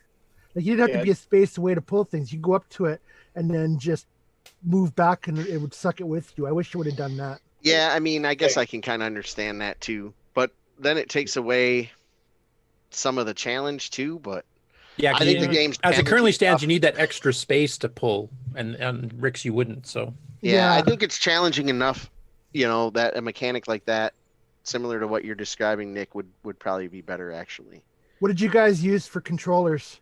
Deluxe. Yep, me too. Sloopy? Keyboard. Okay, so that blue ball is the only thing that can kill the purple blob thing? All of the dupes can. Yeah. Yeah, all the dupes can. They're all the same. They're mindless. They just follow the track you lay for them, or the. Yep. Now, Curtis you have some doubt, Curtis, to what you said last week about whether the plasma droid actually does. Sorry, whether the dupes actually do get killed. You were saying you're not sure. I seem to remember, and I might be remembering wrong because I last played this game regularly back in the late 90s, early 2000s. But I thought if you had the same dupe killed several of the plasma droids, I think it actually disappears after a while. But the dupes take damage as they go through. I mean, honestly, I'm really enjoying watching this video because I feel like I kind of get it and I see what they're doing and I enjoy it. Like I'd be a good spectator for this game. Yeah, I agree. But I had a hard time playing pipes. I found pipes to be too mentally challenging for me. So like this whole, I'm not good with puzzles and mental challenges. Yeah, I was hoping Frodo would have more time to play it because he did do one quick gameplay on the stream there, and he had the colors set wrong because he had to play it in MAME. It doesn't work on the Mister. This is one problem we hit this week early on, is that on the emulators, what is it, the down and the right are reversed? Yes. Yeah. And then Tim Linder, and I was watching kind of as he was doing it, we found out that Jeff Steidel used a trick when he programmed it to use less CPU cycles to sample joysticks. You want to say what the trick was, Curtis? Yeah, I was just about to explain it. Okay, please go ahead. So basically what he does is he sets up the PIA and the MUX to read the X-axis, which, I mean, every joystick thing does. But then he goes and as soon as he gets it all set up and ready to go, then he immediately tells it to switch over to the y-axis. And then immediately following that, he reads the value. Now, there's an actual hardware delay when you switch. It takes a few CPU instructions before it switches over. So he did this as a sneak way to not have to put no ops and timing delays. You can actually have actual running code and get out of it faster. So he tells it, switch to the Y, immediately reads it, which is still reading the X because the hardware hasn't had time to switch over yet. And then he grabs that value, saves it out, and then he reads it again. And now it's the Y-axis because the hardware has had time to switch over. The problem with the emulators is they consider that this happens instantaneously. So when you switch to the Y, it's reading the Y, so it's flipping it around. And that was the problem. So he did a quick hack where he basically cheated and just told the code, down is actually right and right is actually down to get around it. And apparently he's got a patch for MAME itself now to take into account the delay the hardware needs to switch states. So that was, do you think was that a clever hack, do you think? Or do you think it caused? Oh yeah, very clever hack. I mean, this is like Sockmaster level stuff where you're taking the timing of the hardware into consideration beyond what the specs say. Jeff was a really good programmer. And yeah, he did Contras, he did Graph Express, he did this. Yeah, we were just talking about this last week when we had Tim Lindner on about this, about how certain programs will really find the limitations of emulation, and this is one of those examples. So kind of Canadian Retro Things said it was impossible to play with Black Beauty. Well, it was definitely difficult with the Black Beauty because you were constantly having to center your joystick and to pull and that sort of thing. So I would agree it was definitely, Black Beauty was challenging on this one. Yeah, I mean, this game was released late enough that pretty well most people had CoCo 3s had deluxes by this point. So that level that's being played right now is the one that I was talking about earlier, where I go off to the right side and have the droid follow me over there, and then I go back over through so I'll go off to that far right side, the right lower corner, have him follow me over there, and then I go up and open up the exit, and I just go right in. Yeah, you charge through the middle there and go open. Yeah, same technique I use. Yeah, sometimes you just have to do that as opposed to trying to figure out a way to kill it or whatever. It takes a fair bit of patience to set it up to kill the plasma droid. Not patience I don't really have, I guess. It depends on the level. Yeah, some of it's pretty easy. Like that one right there, it's not worth it. No. Yeah, that level's a lot easier than what he's doing. But I have to say, man, is it satisfying when you do kill one of those buggers? Because when you get to one of these levels where you can't, when you finally get to off them, it's like, oh, yeah. It's a very beautiful game, and the music is really impressive. Mm-hmm. Yeah, it's 4-voice. What did he say on his resume? 5 or 6 kilohertz, 4-voice sound with chords and everything. 60 frames per second, rock solid.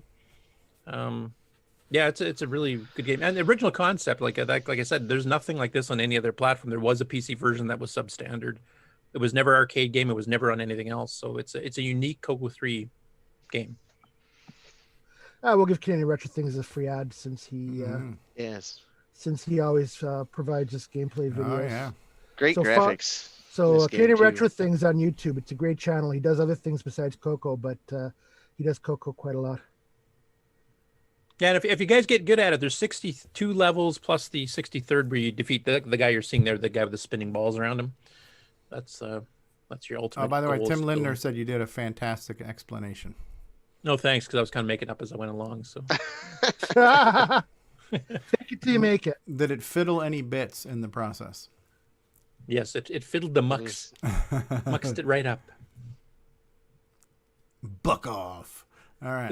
One thing I wish we could do briefly, though, I don't know if you have anything handy for doing that, Nick, but is to actually let it play the sound so people can hear what the music's like, because it's a full multimedia. It's like a more modern game where you have full multi-track sound running the whole time.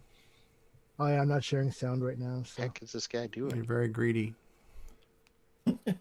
This guy's Canadian Retro Things. Ah. So be nice. Oh wow! So Raven Wolf just chimed in. Hey CoCo fanatics, I'm so glad I found this stream. Just bought a great CoCo 2 setup from eBay, reliving my childhood from 35 years ago. Oh, fantastic! Glad to hear that, Raven. I wonder if you Welcome, got one of Raven. if you got one of Terry Steen's.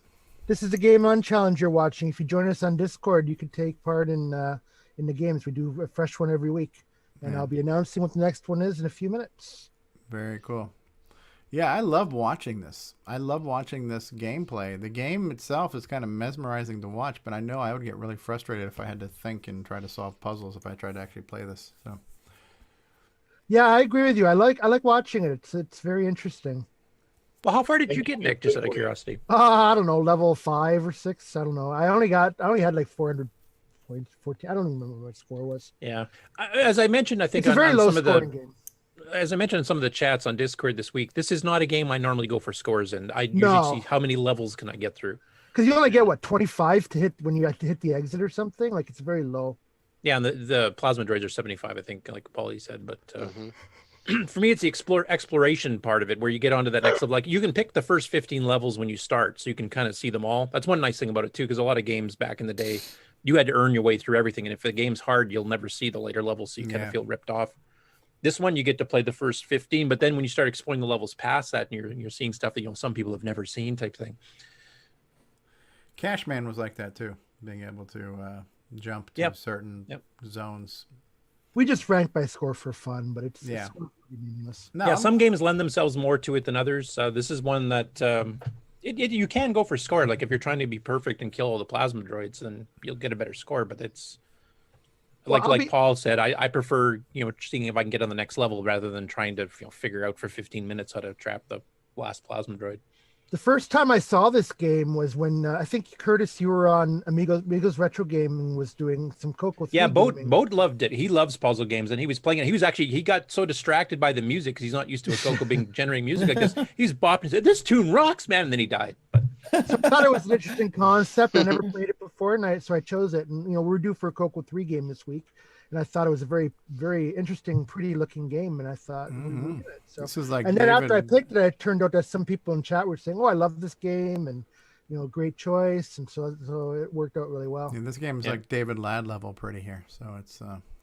This is a love it or hate it game because some people just don't like puzzle games, just don't like the gameplay. I mean, they admit it looks and sounds awesome, but as far as the playability goes, you have to like this type of game, or obviously you're not gonna. Stick with it type thing. But for those that like that type of game, it's got a lot of extra gameplay because it takes you a long time to figure out the puzzles and how to move things around to find the exit. Sometimes the exit's completely covered. You have no idea where it is. It was a fairly successful week. We had 18. Actually, no, it was very weird. We had 18 scores. And one of the goals of this segment is to show games that people may not have seen before, me included. That's why I do ask for requests. If you have a request, send me a message in Discord. Tell me what your request is, and by the way, I made a pinned post in Discord that shows all the games we've done so far because people have been asking me. So you can, I'll now keep that list updated. So yeah, if you have a request for a game, CoCo 2 or CoCo 3 or Dragon, not Dragon, I guess. Sorry. Well, I guess you play Dragon next one. No, you can pick games that originated in the Dragon that we've gotten ported to the CoCo 3 correct controls. But if you have a CoCo 2 or CoCo 3 requested game, please send me a private message and I'll add it to the list. Let me just throw this out there since you mentioned the Dragon. I don't see why we couldn't pick a game that is a quote unquote Dragon game that we could just play on XRoar. Yeah, we could. I did say and while we're going that far, I would like to see an MC10 game or 2 or 3 thrown in the mix here too. And if you don't have an MC10, there's emulators for that too. And True. As we just mentioned, MAME is one of those emulators, but there is a specific MC10 emulator that's Windows only, and then there's MAME. Yeah, let's expose ourselves to different games we haven't seen before. That's a great idea. Yeah, the CoCo family should be involved in the game playing segment, not just the CoCo itself. And since we feature so many Dragon games on the news, it might be fun to get us all playing one because there's a bunch I've seen that I really liked seeing that I wouldn't mind playing. Yeah, that's a great idea. Yeah, they had a really good original market of the Dragon. I mean, they did a lot of port overs from stuff we had in the U.S. and Canada and Australia, for that matter, but not a lot of it until recently has come across the other direction. So. Yeah, maybe we'll throw MC10 games into the mix. Why not? Absolutely. Yeah, basically it would be the Jim Gary special at that point. Actually, that's not quite true. There's a few others. There's like Flag and Bird and a few others that have been ported over there too. So. Yeah. Actually, I have an actual MC10 too, so give me an excuse to use it. Right. Yeah, and the MC10 actually has the online one too. So does the Dragon, for that matter. There's the online XRoar and there's the online MC10. So even if you don't have a web-based emulator for the MC10, yeah, even if you don't have the emulators pre-installed or can't figure out how to get them set up, you can play it on the web and just go for it. Cool. So we ready to move on? I am ready to find out what the game is next week. And for those of you wondering, I never know. I like to be surprised. So. No, Stevie gets grumpy if I tell him. He likes to be surprised. I like to be genuinely surprised. So speaking of requests, the following game is a request given to me by David Craker on behalf of his son Joshua Craker. So can anybody guess what this game is? Color car action. Ooh. Color car action, yes. One of Dave Dye's very first games. So this game was given. This game was given its the blessing by the author. So actually, Curtis made enhanced, optimized versions for 6809 and 6309 that run because the original game was dog slow. And it took away from the Dave was just learning. That's one of his early ones. He learned more techniques as he went. So Curtis actually made optimized versions, which we will have linked in the... What was the... I'm getting this confused. Was it Demolition Derby that Tandy had on a cartridge? Yep. Okay. Which is similar, but not quite the same. Doesn't have the jumping part. Okay, right. This is bump and jump. This is bump and jump. Yeah, I remember playing the 6309 version of this when you had optimized this. Yeah, I would actually. This is right up my alley here. So because the author gave his blessing for this one, we will have these pinned in the Discord channel, the optimized version. So if you're 6809 or 6309, you can find the version. And if you're not on Discord, they're on the Color Computer Archive too, so you can grab them there as well. Here's Curtis's page. Hey, Curtis, look, Buzzard Bait is better than Lancer. Oh, you finally came around. Geez, somebody hacked my site. Excellent. Damn Russians. It's about time you came around. What's your IP address, Nick? I got to ban that from my site now. No. I just went to the web designer and changed it. Buzzard Bait is better than Lancer. Oh, I don't think Dave Dyes would agree with that statement, to be honest. I'll ask him. Does Buzzard Bait have its own song parody? No, it does not. Yeah. Oh, me closer, flying Lancer. Just wait till next week. So thank you, Joshua, for the suggestion this week. This is a game I love this game. I'm really looking forward to this one. So that'll be our game for the week. And thank you, everybody, for your submissions this week. Thank you. On my site here, I'll just mention, too, you can see download the original color card. That's the original unoptimized version, but the link below that actually links to the Color Computer Archive, both 6809 and 6309 optimized versions. So if you're not on Discord, that's a way to go grab them quick. If you're not on Discord, shame on you. Get on Discord. Link already posted to the stream. All right. So thank you, guys, for another fantastic week of gaming, and we'll see you next week. Fabulous. How much gaming news do we have? Do we have a fair amount of gaming news? Not too many. There's 8 sets of stories. So, Okay. yeah. You want to go straight into it? Or do you want well, very briefly, we have another clip to play here. We've got lots of bonus content on today's show. So another clip for you here. One of Ron Delvaux's favorite song parodies. We got another song parody to play for you. Before we get into... Jason Reichard wants to come in from the waiting room. When you put it to a vote, should we let him in? Anyone? All right, just boot him out. It'd be dangerous. So I've admitted them already. Here's a little song parody for you before we get into GameON News. Coming at you on the countdown, number 9. Who can take a P mode with colors for 2? Pause to make a sound for a second or for 2. The Tandy Man. The Tandy Man can. Who can buy a rainbow for $8 on eBay? In the back you'll find out how to expand your memory. The Tandy Man. The Tandy Man can. 'Cause he programs it in BASIC and makes the programs good. This is a Jim Gary dedication or what? Hold on. All right, let's get ready for some GameON News with L. Curtis Boyle. All right, L. Curtis Boyle. Okay. Yeah, seen that? Yes, Cuthbert Dragon. Yeah, so he's found some more cassette cases. He's got a bunch of new ones there because he was starting to get the ones where he didn't have the original cassettes here. So he's got this week. He's got Mubungli, I think it's pronounced, Cop to Snatch, Grid Runner, which is very loosely based on Centipede, but kind of combines Nick Marenti's Neutroid and Centipede in one game, which is really weird.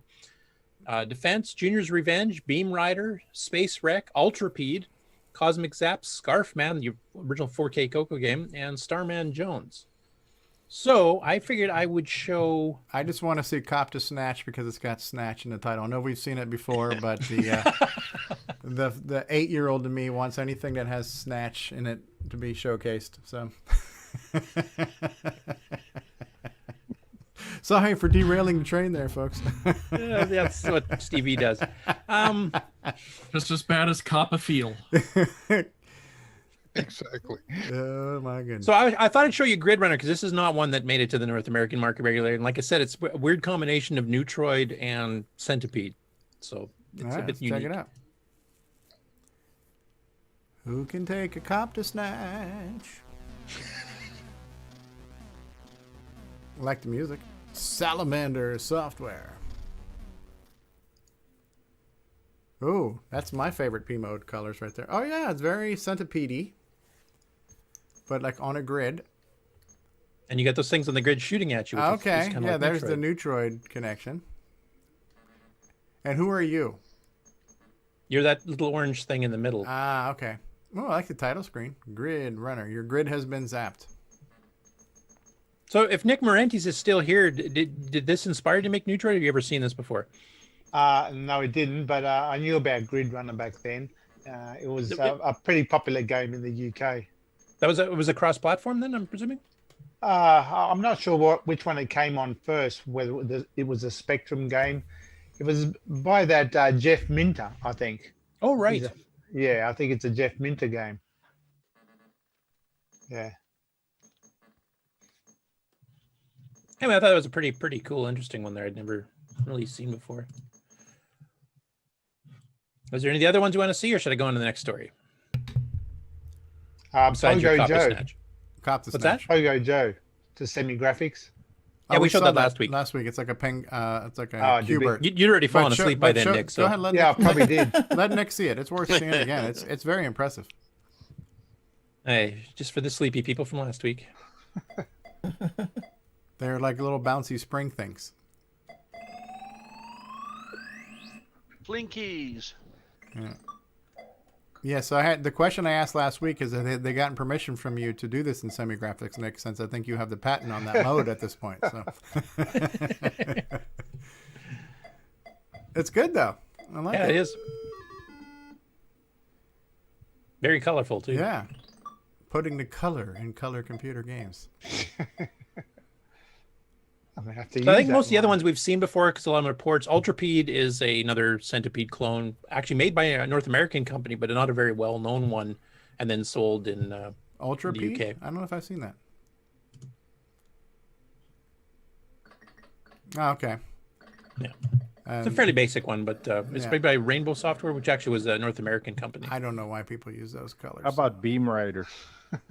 They haven't got a choice. Beam Rider, I think we. Oh yeah, right. Yeah, that's the Spectral Grant one. Leedy just joined us. They could take a page from Polaris and do a P-mode Centipede that mixed up the 4 colors many times. Yeah.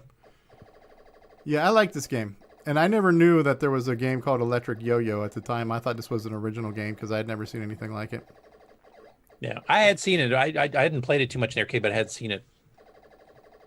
Yeah, I remember this game. It's a cool game. I like this game. It's fun.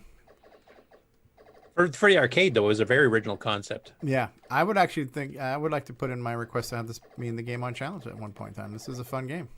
Oh, can you tell me what the game is called It's again? called Beam Rider. Beam Rider. Beam Rider. Beam Rider? Okay. By Spectral Associates. For CoCo? Yeah. Yeah, we're looking at it on the Dragon, but yeah. And Dragon. Originally on the CoCo, but then Spectral did a lot of cross licensing with Microdeal. It has game action sound.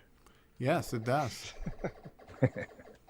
And lots of different screens too. There's a lot of different, setup mazes. Yeah, it's fun. All right, it's on the list.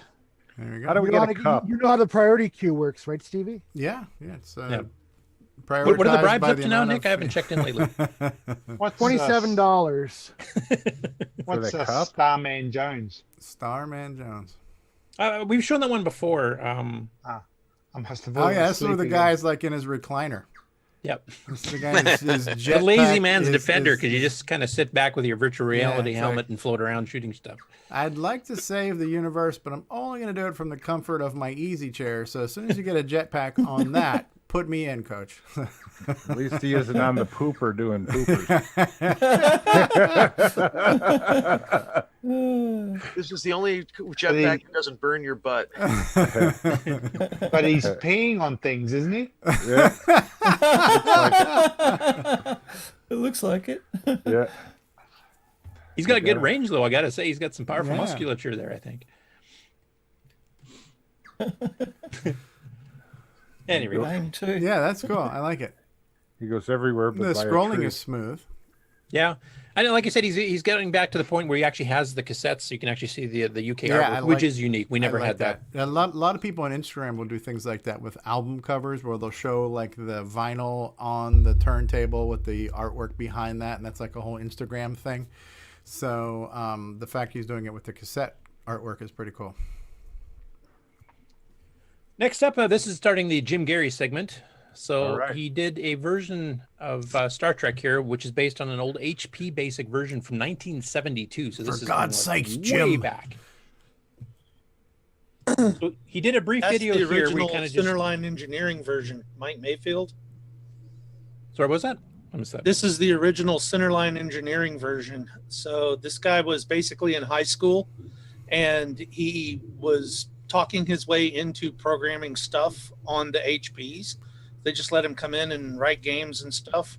He was hoping to form a game company, but then this Star Trek ended up in the HP software collection and on every kind of machine ever. Yeah, there's numerous ports of the CoCo I've played of this. You know, some gussy it up with graphics and stuff, but basically the same game. Warp factor. And all text-based because you had to run on terminals back in 72, so. I remember playing this on an ASR teletype back in 73 or 74. I wrote a bunch of games based on this because it was the fun thing I knew at the time. That's nice. Yeah, I think the earliest machine I remember playing this on would have been the PET, probably about 78, 79, somewhere in there. Anyway, he did a short version here where he just kind of showed, the basic gameplay. And then he decided to do a long play where he actually plays like for 20 minutes or something. Or just over 20 minutes. So he plays it. I won't show it here, but he plays like a game start to finish type thing. This could also be a bathroom game. Do you ever get to make it with the green chick in this one? No, that I think came in the later VGA version. Okay, cool. And then another game. Go ahead. What is Kiss, Right, Captain Kirk? It's got a green screen background, so it lends itself to that. So. That was the game that got me kicked off of the timeshare system in high school, though. What, Star Trek? Spent too much time playing this and not writing code. I said, well, you got to go. Yeah, we weren't allowed to do that because the pet we had two Commodore pets for the entire school. So you had to timeshare the students on it physically. So you only have 10 minutes. You wouldn't be fiddling with games too often. Somebody's standing over your shoulder waiting for you to get done. Yeah. I didn't know they charged the school by the minute. I'm honest. So this here, speaking of the Commodore PET, is actually a port from a Commodore PET game from 1979 called Rat Run, where you have to find the cheese in a 3D maze. Ooh. So that's another one that Jim has ported over. Don't talk about cheese. I'm getting hungry. All right, so cursor number 13, Rat Run. Setting up maze. Let's zoom in a little bit here. Is it visual at least, like a text graphics maze? Oh, it's actually semi-graphics. Oh, look at that. I remember this game on the Model 1. If you don't find the cheese after a while, it starts reciting lines from Bohemian Rhapsody. Really? I didn't know that. Yeah, it starts showing you like this fake cheese. And it's like, is this the real cheese or is this just fantasy? Well, that's cool. I didn't know that part. Actually, That's with the cool. green on black, it could be like funny. a TRS-80 type thing. It's very Oh monochrome. yeah, it was very much identical to this here, except the very white. monochrome. Yeah. Now, I think if I remember, he actually does find the cheese here. Let me see if I can find that. Hi-ho, the dairy-o, Jim finds the cheese. And that not on the bottom number, I think, is the distance from the cheese, isn't it? Oh, okay. It's not corn. There it is. that There's it? the cheese. Whoop, there it is. Delicious. Nothing like picking up a piece of cheese, random piece of cheese off the floor in a maze. And calling it delicious. Yes, delicious. It does look like a poop emoji, doesn't it? Somebody left a perfectly good piece of cheese on the floor. I think I'll eat it. They don't have brown. It's yellow poop. There Then you it get is. Now the here's final the solving map here's at the end. the overhead of the maze. Now, what are the red and blues? Were those dead ends or something? Or The red and blue is your start position where you found the cheese. Okay. Start And then stop. I think it has green dots that signify which hallways you actually went down versus ones you didn't. I see. The green dots is the path he took. Okay. Yeah. Gotcha. So part of the maze here. That obviously is didn't pretty get cool. to. That's impressive, actually. Yeah, it's pretty good. Good job, Jim Gary. For God's sakes, Jim. He made another game. All right, so. Well, I won't show all of this because these are like 3-hour streams. Now we've had Simon WGB on here before because he does Twitch streams and he randomly mixes between modern systems and old systems. His first computer I ever had was a Dragon 32, so he has a special love for that. But he's changing the way he's doing his long form games because he doesn't do the quick 5-minute hit of a game. He plays it for like half an hour or an hour, trying to get a decent score. What he's changing now is because he had a lot of people getting confused, especially the youngins. Because they would come in and they'd see him play some PlayStation 4 game, and then the next day they come in, it's like a Dragon or a BBC Micro or something. They were going, what the heck? So now he's going to be doing these in little theme packs. He's going to play the same system for like 2 or 3 days in a row, 3 to 4 hours per stream, going through some of his favorite games on that particular machine, and then he'll switch. So he's actually going to only do like 2 systems a week. So starting on Thursday, he started doing Dragon stuff here, and he did one on Thursday, did one on Friday, and he actually was live streaming before our show started today. So he had another one going on, but he played like in this particular case, he played Manic Miner, Mr. Dig, Cuthbert, and the Golden Chalice. That was 3.5 hours of just those. The next day, yesterday, he did Doodlebug, Dungeon Raid, Hunchback, Trapfall, known as Cuthbert in the Jungle in the UK, The Dark Pit, and Cruising, which is one of his favorites. And actually, it's a pretty fun game. You commented on that, Steve. That's one of those little green lines you have to fill in the line running around. That one thing was chasing you all the time. Oh yeah, it's kind of like an Amadar type thing or something. Yeah, Do the outside of the border. Yeah, okay. So I'll just play a brief clip of Manic Miner.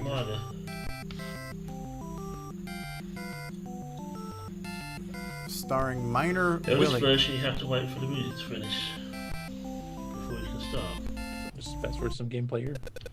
Jump mechanics here because it's a lot Very easier. AGD looking. When you're on that toilet on the second row, jumping over. This was cross-platformer too, of course. It's a lot easier. He's a friend of the Timberman. Some of the versions to hit the toilet going along the top if you don't time your jump right. Anyway, he's got 6 hours of gaming goodness already, and he's doing more today, so he's probably up to like 8 or 9 now, and then he'll switch off to some other systems for a while. But Does he take Rondovo potty breaks at all during his 6 to 9 hour stream?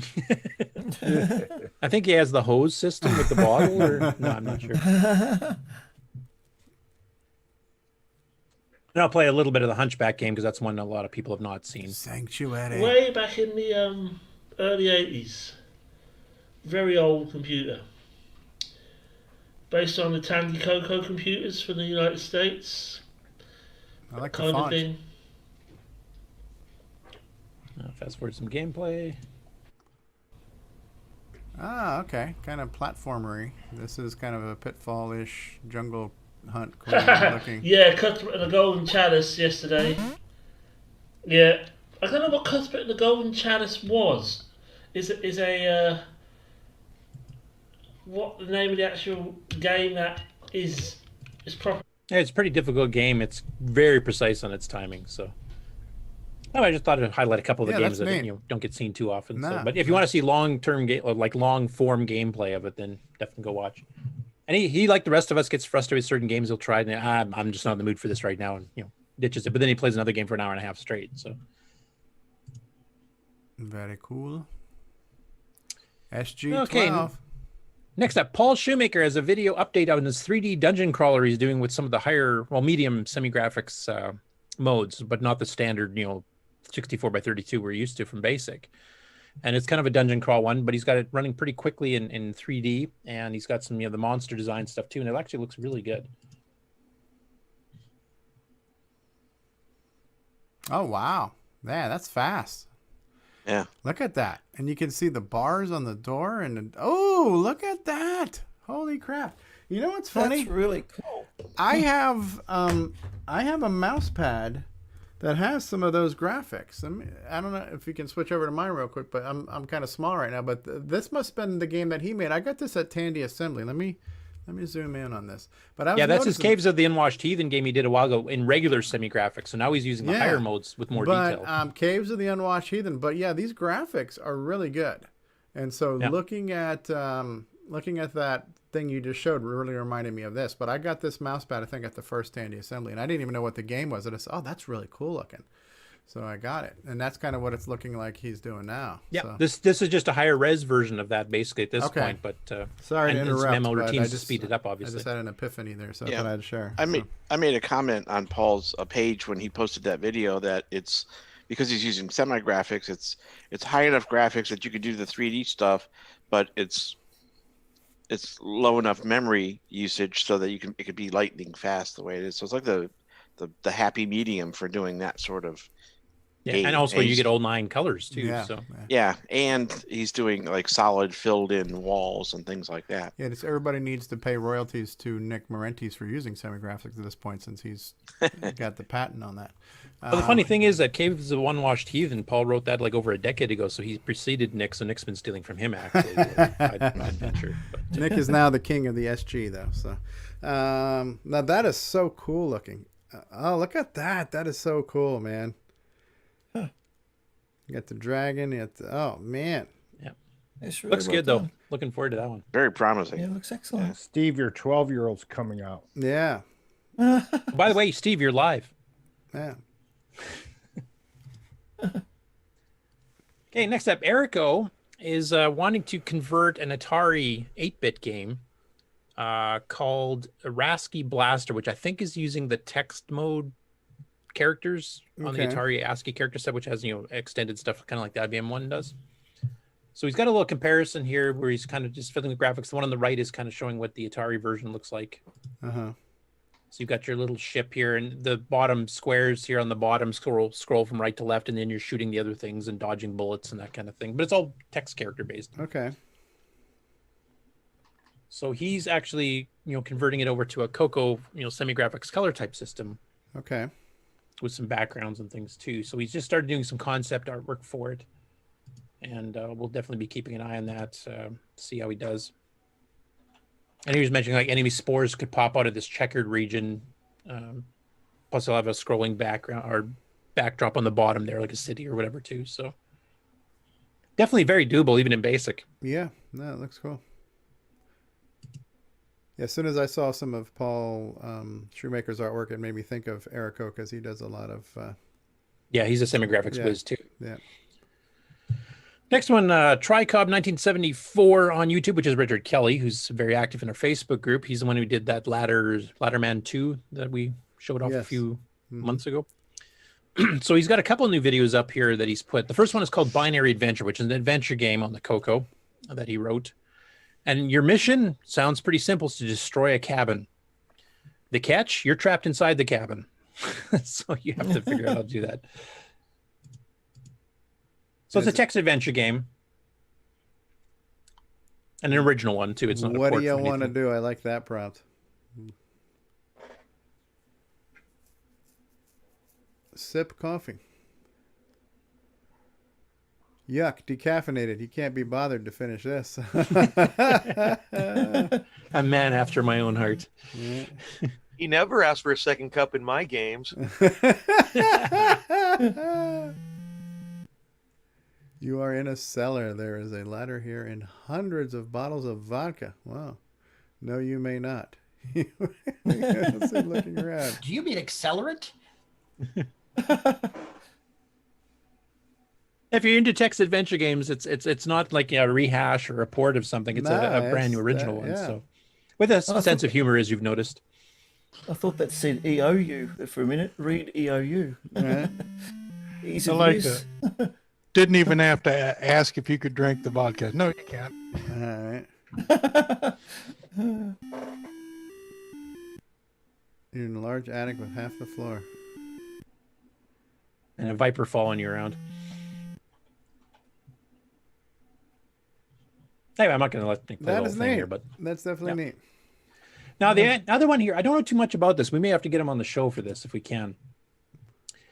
apparently he's starting a digital magazine for the CoCo called PGDM, which is short for Painfully Generic Disc Magazine, which I thought was a pretty cool name. That he's just starting now. I'll run the video here in just a second here, but he's kind of mentioning it's going to be out on December 7th, which is Monday, I believe. Yes, Monday. So he's basically writing all these software and stuff that's going to be a part of this magazine and then distributing it, from what I'm gathering here. So he's showing off 2 of the programs here. He's got one's a little utility called Easy Directory, and he's actually got it set up so you type the DOS command and it'll fire it up from there. And then he's got it's an animated cover page, which actually looks pretty decent for an animated cover page. So since it's just under 2 minutes here, I'll just play the whole thing. Reading disk sector 4, 6, 8. Note the arrow keys will automatically repeat.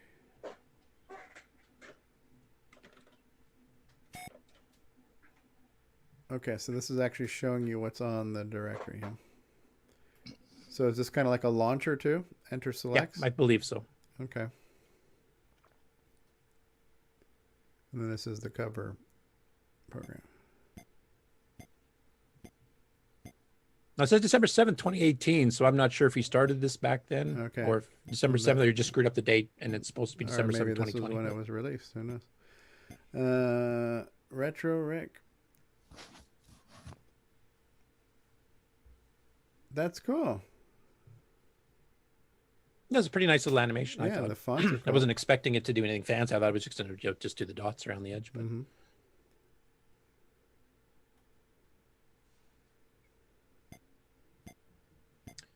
anyway, I'm looking forward to see what exactly he's got. This magazine, from my understanding, he's going to have some, older games and stuff will be included as part of it. And maybe he'll do a write-up on it. I'm not sure.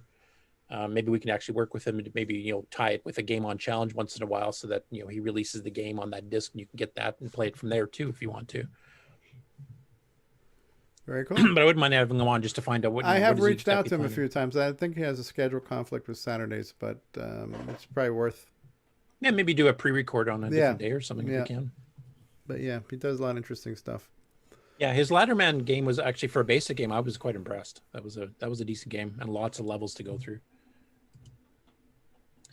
Next up, we have Jeff Plays Donkey Kong Variants. This is Retro Arcade Gaming, which I think I featured like a year or two ago. What he's done this time is a bit different. Normally what he does is comparison videos between, pick a arcade port or a game of some sort and then compare it between different platforms. Like here it is on the Atari, here's on the CoCo, here is on a PC, et cetera, et cetera. What he's done here is he's taken a theme of doing Donkey Kong variants, and some of these are arcade based. Some of the ROM hacks that you can get to, spice up the Donkey Kong game using this original arcade hardware. But in this case here, he's doing Donkey Kong 2, which was written by, what's this guy's name? Jeff Kulzicki. And then he also does the Donkey Kong Remix and Donkey Kong Spooky Remix. Now, I think we've covered Spooky Remix before because it's the remix levels that John Kowalski's, aka Sockmaster, did, but with the graphics changed to be Halloween themed. He's also done a Christmas version of this as well. Right. But the other one he did was a Donkey Kong Remix, and he actually does the CoCo version, not the arcade ROM hack. Okay. So he kind of goes into a little bit of the history of the. Cool. I've never seen Donkey Kong 2. Yeah, that's actually it's by somebody unofficial, else. Right? Yeah. Yeah, it's one of the ROM hack boards. A lot of people sell these, ROM update boards for the arcade cabinets. So, did you want me to play a little bit of that, or did you want me to... Sure, if you want to play a clip of that. Yeah, I found that interesting when I was watching that thing on Netflix, the series that Miss Pac-Man was a third-party ROM hack. Yeah, that was a hack to Pac-Man. that they bought. It was originally developed for the TRS-80 Color Computer 3 by John Kowalski. John was actually Fast forward to we see some gameplay. Okay. Yeah. That's our remix. It is such a fun game to play too. It's hard though. Yeah. It's for the advanced Donkey Kong players. Here's the elevator level where you actually have hammers on the right there. Oh yeah.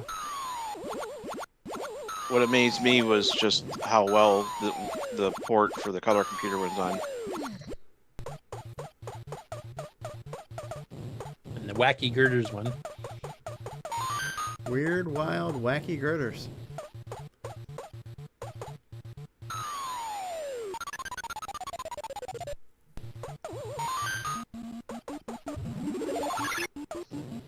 This one you have to be careful too, because once you pop the 2 rivets on the girder, it actually falls to the bottom, so you can actually cut yourself off from getting to certain spots. Originally the hammer was a sausage, but they had to take it out because it was too on the nose. Ding, ding, ding, ding, ding, ding, ding, ding. Yep. Cool game. Yep. Great job from the sock master. As always. And this was a kind of surprise. I just found this morning. I didn't know Downland was actually officially released for the Dragon. That's the CoCo cartridge that John just picked up and showed us earlier. And so that's the artwork on the Dragon version of it. Wow. Or was That's it? Cuthbert. Downland, huh? Okay. And man, does he have a tough time playing this game. So It's not an easy game. Pardon? Yeah, no, it's not. But I mean, he hadn't read the directions or anything, so he plays really poorly at the beginning. And he gets quite frustrated. And he doesn't notice that you have to move the joystick, select 1 or 2 players. He keeps accidentally select 2 players, and he had to run in the back. You can hear him rummaging around for second joystick. It's quite funny. I'll just play a little bit of it though. I would imagine it's not not artifacted either, right? Downland. No. For the Dragon 32. A game requested by, you guessed it, Jason Arnott, who does love his dragon stuff. So, yeah, he requested Downland, so here we are. About 30 seconds still to go, so let's have a read of the bump on this. Run through the many chambers, collecting keys and treasures by climbing ropes and... Okay, let's zoom in. I still like his lava lamp set. Yeah. Yeah, that's cool. Right. So, I don't know what this buzzing he's getting is. Though. That's got to be DAC noise. Analog joystick coming through for the what sounds like RF. Going to be a platform game of some kind. And you notice he's got 2 players selected right now. He does not notice this. I'm guessing Montezuma's Revenge. Well, fast forward where we can let's see him press playing fire it. and see if anything happens. It does. Oh, okay. Oh, I appear to be made of static. Oh, you can kind of see the shimmering on the artifacts because Pal does it on the vertical, right? So yeah. Okay. Oh, don't say I've got to plug a joystick into port 2. If only he had a Joey controller switch. Joystick. Product placement. Yeah. Shameless, huh? Yeah, and it doesn't look bad black and white this game. No, it's quite playable. Seems a little slower, maybe because it's that guy looks like the Hawaiian Punch guy. Damn it. Doesn't he? Yeah, now that you mention it, yeah. But it's fun listening to him getting so frustrated as he's Right. playing this game.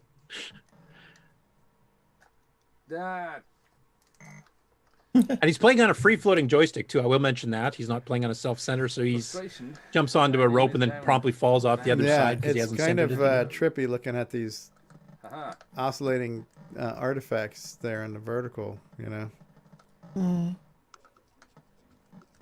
I think it was the right choice though, because putting this with that full green background would have looked horrible. Yeah. Nah, neat. Anyway, he's got the full 20-minute thing there. So He makes it to chamber 2 occasionally. I did not know that this was on the Dragon, but I didn't either. Yeah, as an official, because it was Spectral Associates that licensed it to Tandy, right? Yeah, and then they licensed it to Microdeal as well. Yeah. So. No. Right, so that's an awkward set of steps to jump up. Just what we needed. I wonder if they only paid for 6 copies before they sent it off to Micronesia. Mike is one of the guys, the author of this was one of the guys that complained about Spectral paying. So yeah, I doubt it. Cool. All right, what's next? That's it. That's it for the GameON news. Yep. All short one today. right. So we'll take a brief commercial break and we'll be back with news. So we did run the Joey Hi-Res. We will you know what the world needs right now? This has just been a very musical day. It really has. And that music is not going to end because there's more music coming up. So enjoy the catchy hit tune that has been sweeping the nation for quite some time, Nightmare Highway, and we'll be back after these words, boys and girls.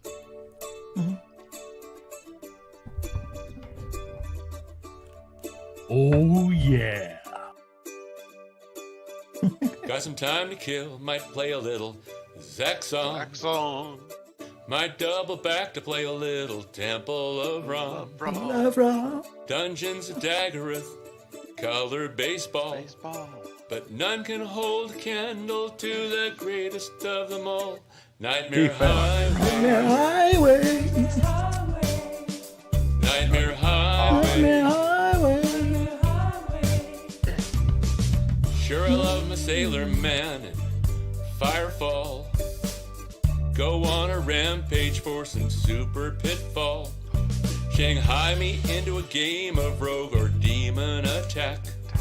But sooner or later, you know I've got to come back to Nightmare Highway. Nightmare Highway.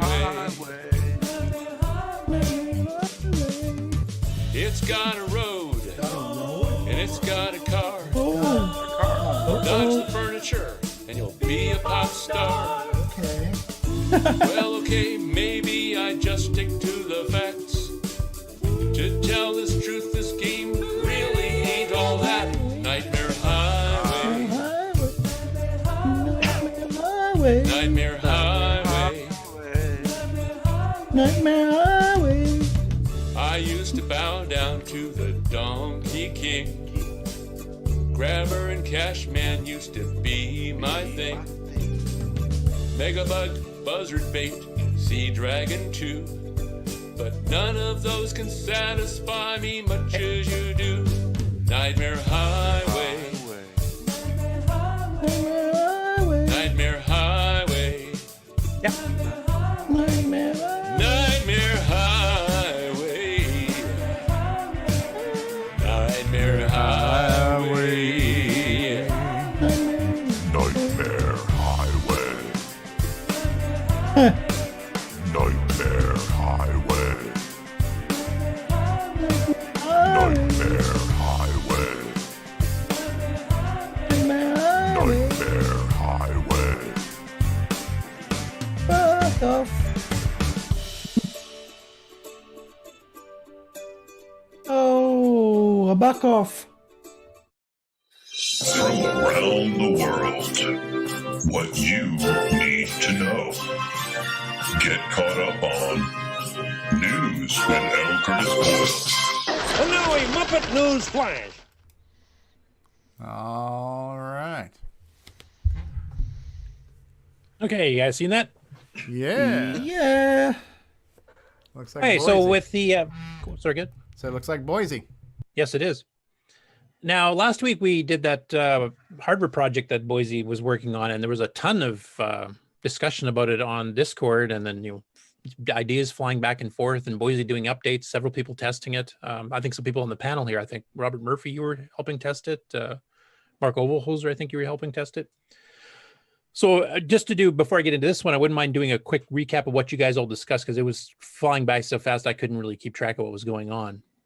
So what did you guys exactly discuss, and what exactly happened with that project? I don't know how to pronounce it, Ghidorah or whatever it was.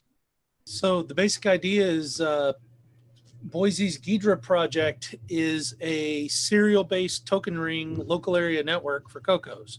So you can plug multiple CoCos together.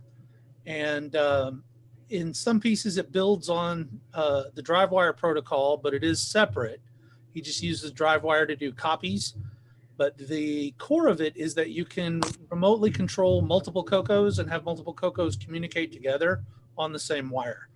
And over the course of the week, some of the discussion on the Discord channel involved building a hardware hub that you can use DriveWire cables to connect your CoCos to this hub. And the Ghidra ring is inside the hub itself. And El Presidente, Mr. Jim Brain, mocked up the hub design and sketched that out, a couple of different versions of it kind of on the fly. And he and Boise were talking about various directions going forward and improvements on it. So yeah, I made the channel just as a, hey, this sounded interesting and maybe we'll talk about it. And it just kind of blew up. Yeah, like last time I checked, I think there's over 200 messages in there in 1 week. So for a brand new project, that's pretty darn good. Yeah, 5 CoCos would, and you say it blew up. That'd be quite the smoke storm. Anyway, the reason one of the reasons I want to bring that up is that Boise actually had another episode he put out just before that, which is this one here, episode 5, called Recycled, which I totally missed because of everything that was going on with the token ring thing. So this is kind of a catch up here. So this is the previous episode, and this is a more normal episode where he goes through his CoCo collection. And in this case, it's a recycled CoCo in that Tandy recycled it and then actually, put on stickers to change part numbers and all kinds of things. So it's a pretty interesting CoCo that I hadn't really seen before. So I'll just play a couple clips from it here. And the 64K sticker here, I'll try to peel it back, but if I had to guess, it's going to say something along the lines of 16K. It looks like maybe there's some damage from the residue of the sticker coming on the box, so it's not working out quite right, but I think it says 16K. And you'll notice that the serial number here is actually handwritten. It's not a printed serial number. I'll get into the whys and what's about those stickers in a bit, but for now, I want to open up the box and take a look at the computer. This is the first time I've actually looked at this particular CoCo, and it looks like it's is it loud enough for you guys? New, certainly not new in the box, Yes. but Yeah, well taken sounds care good. of. You can go a hair louder. Styrofoam pieces are on either side. They look intact, and it looks like the CoCo 2 itself is wrapped in cellophane. So I'll take the pieces off, and put these off aside. Looks in pretty good condition. Pretty clean, no yellowing that I can see. I'll take the cellophane off. There's a little bit of yellowing on the shift and the arrow keys and the enter key. The kind of this unique label, 326501 is the serial number, and it's a 64K CoCo 2, but it looks a little different than the labels you usually see under the CoCos, and the warranty stickers also not pierced, which means it probably hasn't been opened since manufacture. So that's interesting. Put this CoCo back on the bench, and notice the label here says Radio Shack TRS-80 Color Computer 2. It's the older style label, and not the newer Tandy label that you would expect to see on a later model CoCo 2. Hey Curtis, could you pause for 1 second? I'm going to explain why. Yeah, I hate to interrupt in the video, but I remember watching this one, and about 10 seconds back, on the bottom of the CoCo where the power cord goes in, there's that recessed area right there that's by his left hand. Mm-hmm.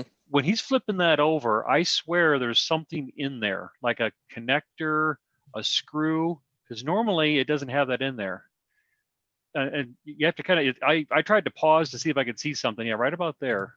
It looks a little different than the labels you usually see under the CoCos and the warranty sticker. There. I think that's just plastic guide stuff. Yeah, plastic, it looks like it almost looks metallic. It looks gold, I guess, when it's playing. Maybe it's just the light. So my bad. It looks like a screw post. Labels you usually see. Yeah, that's what it is. The warranty stickers also not pierced, which means it probably hasn't been opened since. Okay. Recall that on the box we that saw looks a little bit clearer on yours. Label that was on top of the original model number was 26-3127B. It was on top of a 26-3136A. And the 64K label was on top of the original 16K. The reason for this, that I think, is when the CoCo 3 was released, Tandy had probably a lot of CoCo 2s in the warehouse that were 16K. They consolidated the models at that point to all 64K, and so what I think they did is they upgraded these CoCo 2s in the warehouse from 16K to 64K so that they could consolidate and sell those in the catalog for 1987. And then the result of that is that you're going to see these hybrid CoCos with serial numbers handwritten on the box and these labels kind of glued on after the fact, and the mismatch on the case labels.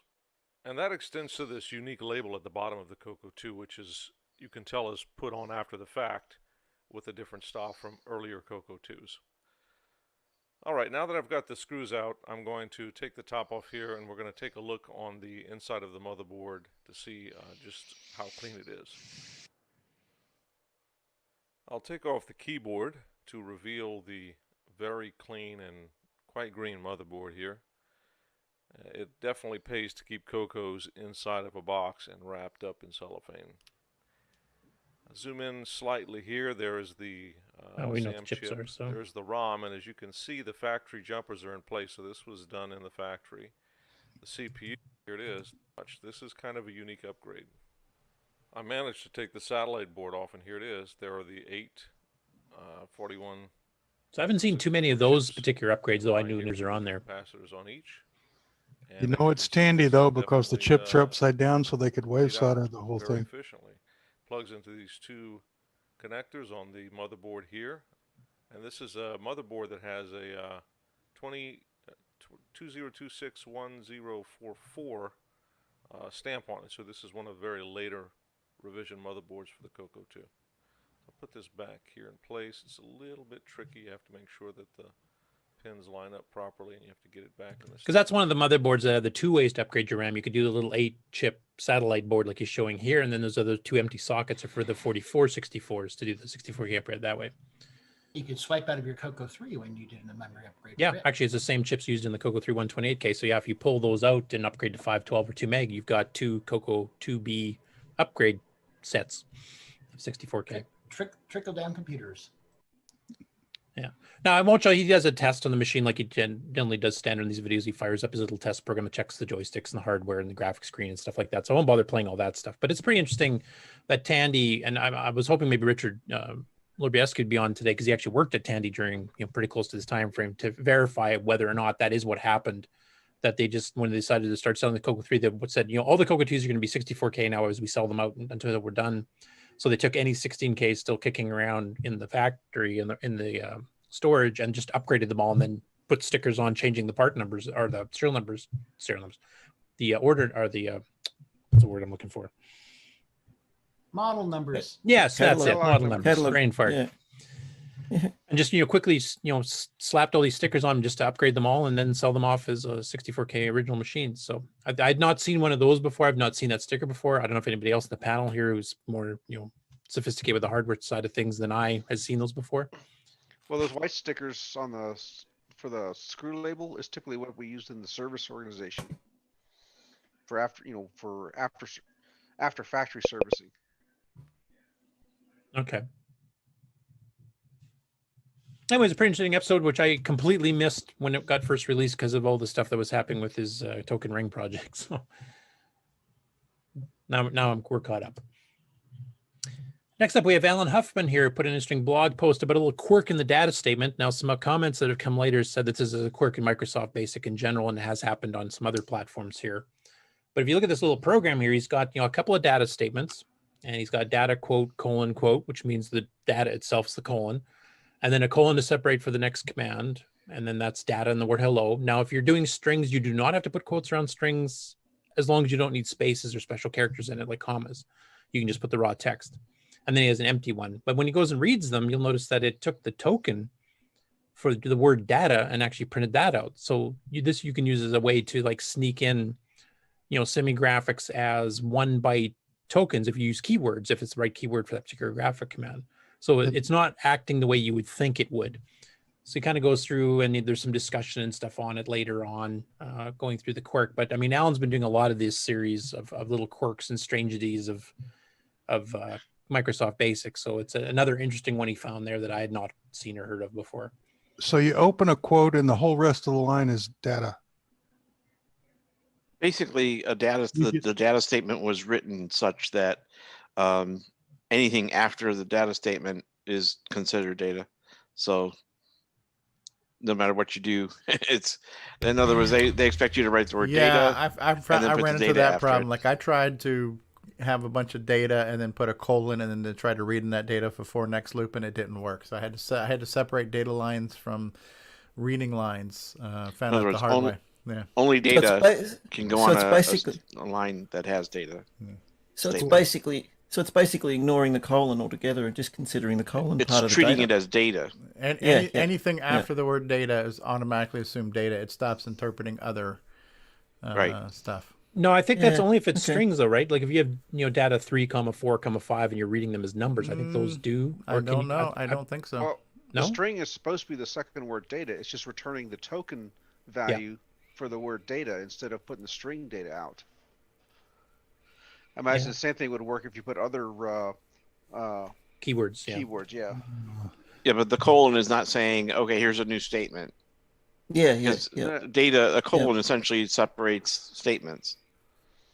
Yeah, Right. and the Yeah. first colon is being interpreted as data. The second colon is interpreted kind of, because otherwise we have two colons showing up in that print, and it's not. Yeah, so what we see is Yeah, it's pretty odd. we see the first colon, which is in text, and then data as a word has been tokenized into that little semigraphics character. Then we see hello, which is not printed into Yeah, text. And including the space. Yeah. The second So is it- colon is saying token is next. So if you save this program in ASCII, is that fixed or does it stay broken? No, it stays broken. If you separate it on 2 lines, though, it works perfectly fine. I think you So can is use it- character string though. So is it ignoring the second colon or something then, is it? Or just Yeah, it's parsing it, but it's just considering it nothing, and then it's interpreting the data token as more data. as more data, right? Yeah. I'd be interesting to see if this does the same thing though. If you're using numerics, like if you do data 3, 4, 5 colon data 5, 6, 7 or something, would it still break, or is it unique to string? Yeah, I bet it would. If you want to embed something like an apostrophe or a colon or something like that, that's normally a control character, then you put it into a CHR string. Right. Or you just use numbers and use character string to convert them into graphics characters or text. Yeah, there's a couple different ways to get around it, but it was an interesting quirk. Yeah. just separate onto different lines. Yeah, which I think, John, you would mention on your comments on the original Facebook post that you do that all the time, so you've never encountered this bug before. Yeah, I've always separated. Well, I'm generally doing graphics with like 0s and 1s. So I'm kind of creating a graphic. So I have the word data on the left, and then, like 8 or 12 1s and 0s separated by commas. So if you're making like a smiley face, you'll actually see the smiley face in 0s and 1s. You'll see that in the source code. Yeah, you're plotting out the bits. So I've just always put only data on a data line. I don't know why I did it. I just always did it that way. Fun fact: we used to trick a similar bug in the Sinclair, so you could use with very small RAM. So you could use the token for print to get the letters print for 1 byte cost, or GOTO for 1 and a space for 1 byte cost, just to get that little bit of extra RAM. So it's interesting to see this actually work somewhere else. And there's your token. Yep. Well, I do notice like some games embedded, semi-graphics into data, or quote a string equals quote, and then you'd see like next for step and all the different tokens, and then when it actually ran, it would convert them all into the semi-graphics characters. And they all took 1 byte, and they also made the line too long. You couldn't actually edit or see some of it, so you couldn't see it all. That's the way the basic interpreter works. So yeah, there's a lot of cool tricks there. Next up, this is a cool one. Carlos Camacho found an eBay listing here for a CoCo 2 64K. It doesn't look too sophisticated otherwise, but the guy did a hardware mod, and it also includes software. And the guy on the eBay listing actually has a source code required to do this.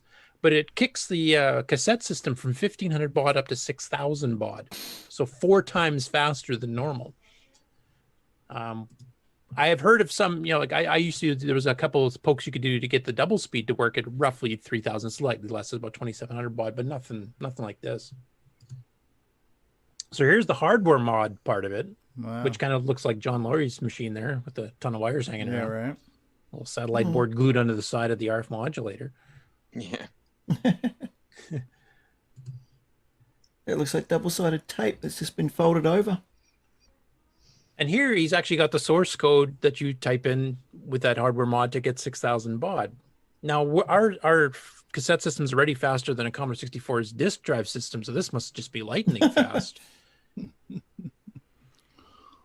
Yeah, I've never heard of this mod before. One of the first CoCos I bought on eBay, seemed like an eternity ago. It came with some type of what it called high-speed tape system too, and it was something on a 3.5-inch software, 3.5-inch floppy that came with it, and I think something on an actual cassette. But I think it was its own version of DriveWire, where you ran a program on a PC, you plugged your CoCo into a serial port, you ran this program, and then boom, you could load software rapidly over the cassette port.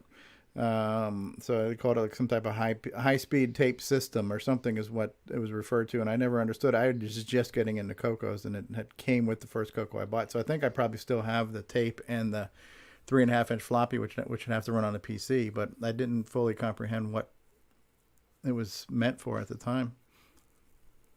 So that'd be quadrupling the frequency going to the cassette too, I'm guessing. Yep. So you'd be your cassette. It would be more. It'd be more. What's the word? Critical. Demanding. Well, in serial port yes. terms, I'm sure they kept the baud rate the same and increased the number of tones to raise the bits per second up, which is what they did in modems. So if you use 4 tones, you only need 1/4 the number of tone changes. Trellis encoding. And that would do this with a regular cassette, but it's very clever. Oh, a cooling fan has been installed too, because the speed is so high at this point now. It's generating heat. So that data's burning up the damn CoCo. So Maybe melting the tape. Yeah, if you couldn't afford the disk drives, I mean, when the disk drives first came out from Tandy, they were like $500 or something, I think, in the States, and like $800 here in Canada. So I mean, this would have been a much cheaper. And, not quite up to disk drive speeds, but that's over 600 bytes per second sustained throughput. So you could load in like a semi-graphic screen in less than a second. And a P-Mode 4 screen would take, 9 seconds? Not bad. Roughly 9 or 10 seconds roughly to load. 10 gets closer to. But yeah, that would have been pretty sophisticated for the time. Unfortunately, it never really took off as far as I know. Neat. Yeah, on that listing there, I don't know if he shows... Oh yeah, Carlos isn't showing it there. Let's see here. No, the guy's not showing it here in this picture here. You know that color TV that you see in some of the ads there? Yeah. It was the CT130. There it is, right? Oh no, that's this monitor. His listing that he had. This guy had another listing out there too that had one of those color with the wood grain on the outside. It was the CT130 that you see in some of the Tandy Radio Shack ads. Yeah. Yep. I messaged him and I said, "Do you still have that?" And he goes, "I just sold it." And I'm like, oh, failed again. Little side note. No, I don't quite understand the screws here. Was that to hold that board in place, or what the heck? That's the fan, isn't it? Is it the fan? Oh, maybe. yeah, it could be that the fan. Yeah. A little bit of RF. Anyway, it's a pretty interesting mod, and I mean, I can imagine back in the day. I mean, we had a pretty decent speed cassette interface compared to most 8-bits, but quadrupling that speed would have been quite noticeable. Yeah, definitely. Oh yeah, for sure. Next up, Antonio, who's of course been doing his SD card labels. He's done a bunch, and I've only got a couple I linked in here just to show, but he's put other ones up this week too. So just feel free to peruse the CoCo group to see them all of his little SD card label. So he did one here for RoboCop, which looks pretty cool. Then you got old style with Tandy Pinball here. And he did a few others too. So I mean, just like I said, he's constantly doing these, and you can just kind of keep up with them. These are, I think, a good idea. Like personally, I would not make SD cards dedicated to one small game, because your cards hold like a gig or 16 gig or whatever. You're putting like a 4K program on them. But for distribution, and Paul Thayer, if you're still on the call, you did this with Timberman, because you were selling it as a physical SD card with a new game. You actually put a Timberman custom sticker on it that it becomes part of the packaging. He didn't and of show course, they can David copy it Ladd's. onto. You didn't show David Ladd's favorite. Which is what, Predator? I think he did Predator too, didn't he? Really? Oh, he could have. I think he did Predator as well. Well, I think when he first started this project, which I think is sd-pack.com, or maybe sdpack.com, either way, he's got a website which has got all the templates to do this and everything.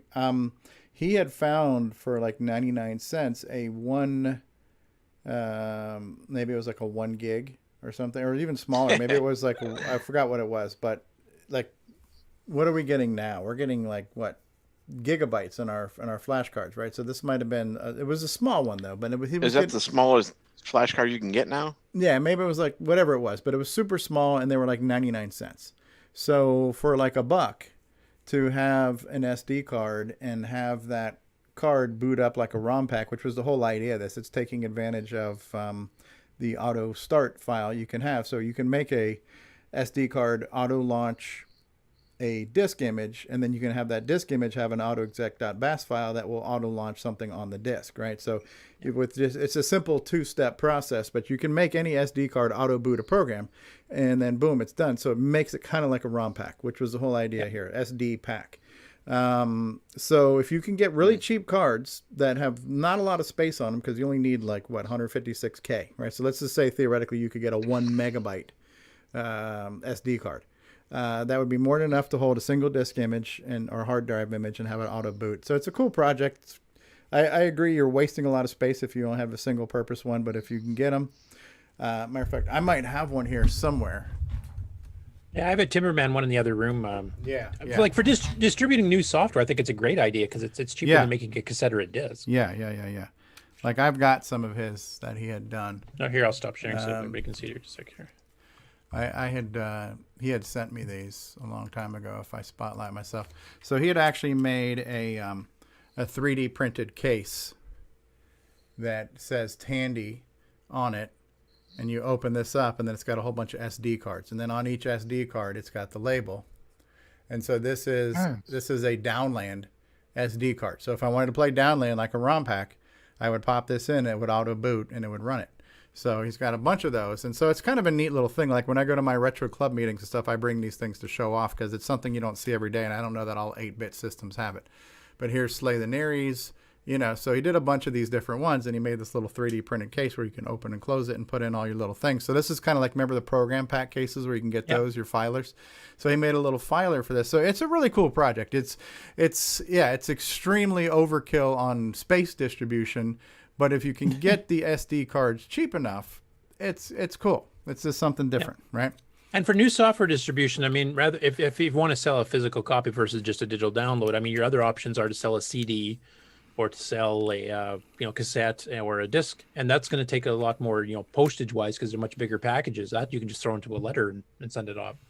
So I think as far as distributing, new software, I think Paul had the right idea with the Timberman thing, because that was a perfect platform to do that. Then you can throw other stuff on the card too. Like most cards have at least 256 meg or a gig or whatever. Yes, you can throw a full color PDF of the manual, videos of gameplay, and maybe an interview with the author, whatever you want. So, yeah, pretty cool.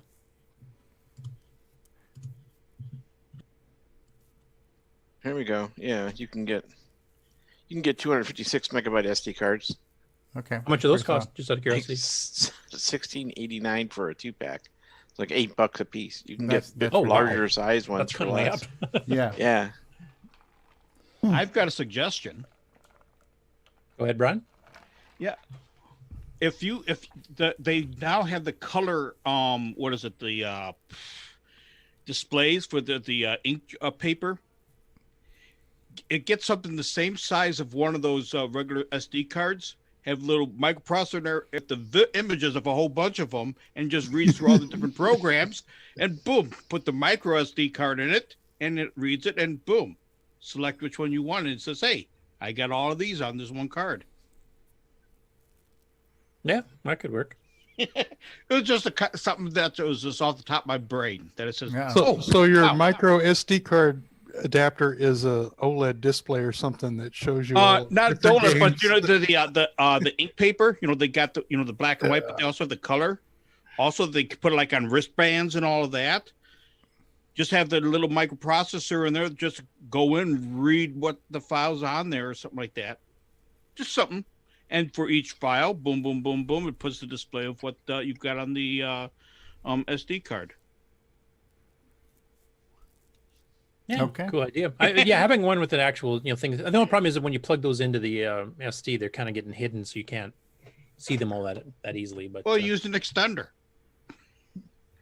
or something with a battery pack. Maybe Jim Brain can make a CoCo SDC SD card extender for his CoCo audio extender. That's just add that to the wish list. He'll ship it at the same time.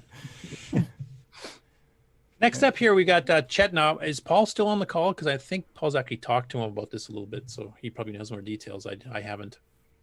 But he's, since the completion of Digger 3, he's actually working on his Chaos cross-platform development tools, and he's did some updates on here. And I think he's actually been doing some demos and stuff on Discord, which I haven't been able to catch, unfortunately. But it's basically a cross-platform development service, not just for the CoCo. So he's currently targeting like the CoCo 1, 2, and 3, the Fujitsu FM7, FM77, which are other 6809 designs, PCEJ, the Atari ST, the Amiga. And basically you would set up and do your graphics and do your sound and stuff once, and it would basically translate it to these other platforms. Currently it's set up for bitmap displays, which all of those machines support. But there's no reason you couldn't make it work later, as he mentions on the top there, making it work with tile set displays, like a Nintendo NES or something like that. But it would make a way to make cross-platform games that you only have to do your graphics and your sound once, and then just get everything translated rather than have to redo everything every time you're doing it on something else. So it'd be interesting to see what he's going to be doing with this. But I don't know, has anybody else in the panel been involved in some of those discussions on Discord this last week? Not I. No, but it's similar concepts to like what Xcode does. Yeah, except for retro machines instead. Yeah. Right. Yeah. Exactly. That's a cool idea. Yeah. I did find what? Oh, I did find a 256 megabyte 8-pack, or no, a 10-pack for $16.99, so $1.69 a piece. So if you look around, you can find some low capacity, SD cards at really low cost, right? Yeah, I'm just wondering, like, now is it the fact they're scaled up so much? Is it cheaper to get like a 10-pack of 1 gig ones now than it is to get 256? Yeah, whatever the size. As long as the target would be, if you can get them for like $1 a piece, that would be like, that makes them almost. As long as you get them, bulk cheap, then you could distribute software. Yeah. Right. The little ones are needed by old cameras and stuff, so they're going back up. You might have to shoot to 2 gigs or something for really cheap. Hey, another source for little SD cards is in scrapyards. The older Ricoh copiers all had like 1 or 2, like 100 meg, 20 meg, 30 meg, oh, wow. SD cards in them. You just had to take a screwdriver and take a plate off and swipe them. But if you get an opportunity of snagging some from machines being scrapped, that's another source of little cards. Okay. Yeah, because I'm looking on Amazon and I'm not seeing a whole 256 meg is as low as it seems to go. How low can you go? What are we looking at here, Curtis? Next up is Chris Burke, of course, has been doing his, was he using a Pi of some sort, I think, to hook up USB keyboards, USB mice to the CoCo, including wireless models. So he's been doing some prototyping on it. We've shown the videos the last couple of weeks. Then he placed an order for some of these little card adapter or little cards for adapting the keyboard plug on the CoCo to get it come out and then plug it into something else that you can build projects off of, and flex cable adapters. So he's actually got his first ones in, which he's showing here on the top part. And then he's later on got a picture here of his first, board where he's actually put, the chips and stuff on it too. And then he has a little demo here running the wireless mouse using this. So let's see if I can maximize this. It's maximized, but it's not moving. Right. Facebook doesn't. Stupid thing.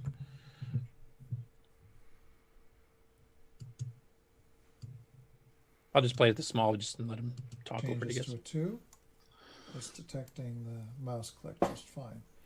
When I move this mouse up very slowly, you'll see the Y value go from.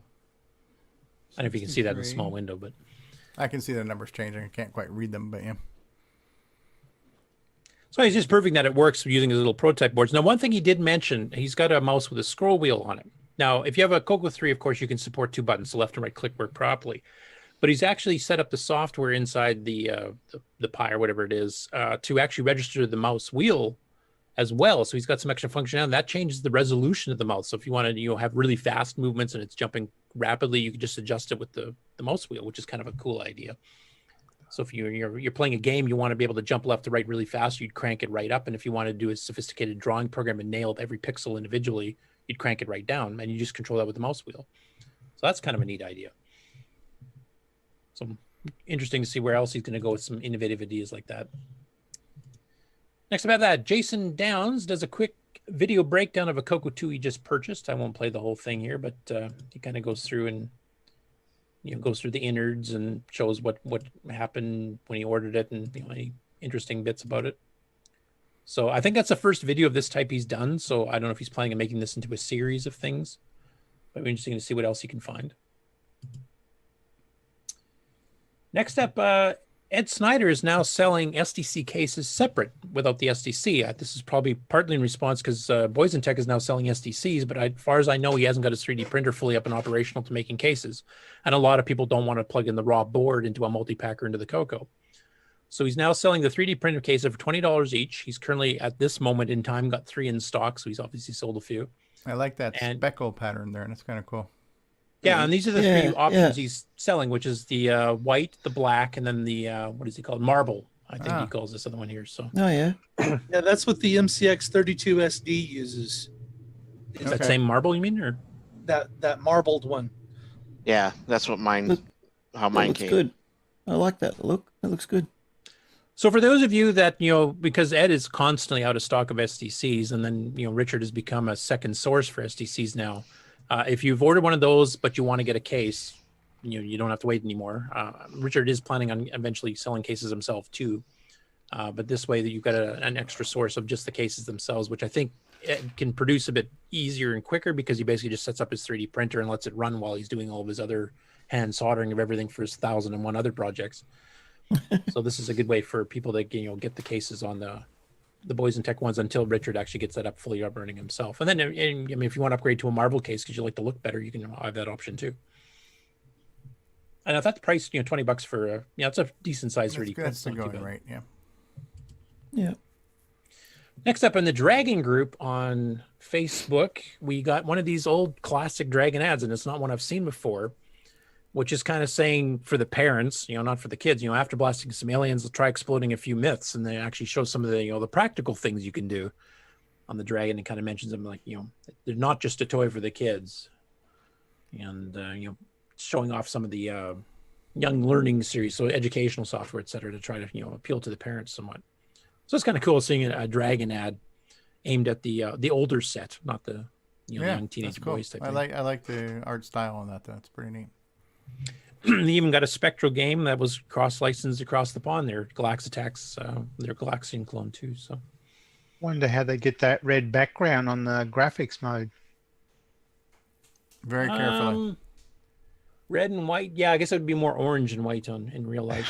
I would say, Nick, they probably took the tint control on the TV and just cranked it a bit. That'd be my guess. Fake ad. Fake news.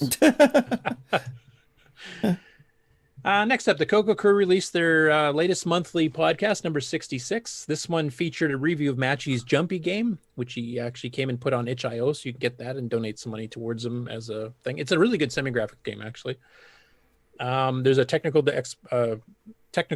explanation of the BCD, binary coded decimal, and how that works, which is actually something fairly unique to the 6809 for an 8-bit machine. I don't think too many of the other 8-bit CPUs, if any, supported BCD directly. And they also have an interview with Joe Cinta, who is one of the guys behind the Canton SCSI interface. And that's the one I've mentioned on the show before, that you could actually hook 2 CoCos up because it fully supported the SCSI protocol, not just the slave part. So you could have 2 CoCos hooked up to the exact same hard drive running it at the same time. And they go into a bunch of the hardware history, the whole history of the company, the people that did the software, the people that did the hardware. So it was a pretty good interview and well worth listening to. Next one up here, Ben Manuel put up a video on YouTube demoing a semi-language sort program that sorts characters that are randomly generated into a VDG screen. And the code is taken from the August 1988 Rainbow magazine. Now, I've not seen videos by him before, so hopefully he keeps doing CoCo-related videos, but I thought I'd just show the first pass-through. And it kind of shows you, like, you're drawing this with basic random numbers, and then the machine language is much faster doing the sort, and you get to see it sort live. Oh, wow. Oh, yeah. It's like defragging a hard drive. Yeah, pretty much. Defragging your screen. Yeah. Huh. That's cool. Anyway, it's a pretty cool little demo program you can show people, so hopefully he does some more stuff. This is another channel that's new to me. It's called Take It Apart. It's only got 2 subscribers, so it must have just started. But basically, it's just taking random hardware and taking it apart to show you what the innards are, and then he actually puts it back together, presumably, so it still works, which is not something I've ever had experience doing. So this one he does the CCR82 computer cassette recorder, and I believe, John, is that you had a CTR, I think, on your batch that you showed today, wasn't it? Yeah. This is why Curtis doesn't do hardware. He had the 81, which is the larger one, and this is the 82, which is the mini one. Mm.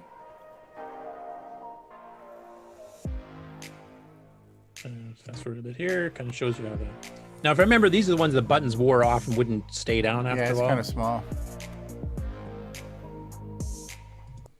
Pretty good bass response from that tiny little speaker. Is this like that Not even ASMR playing. stuff? Sorry? Is this like that Pretty good. ASMR stuff too? There's the belt drive for everything. Yep. A loose belt there. And you can just There's three change it. belts.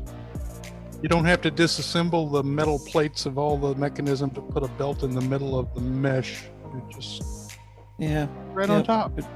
Pretty easy. Yeah.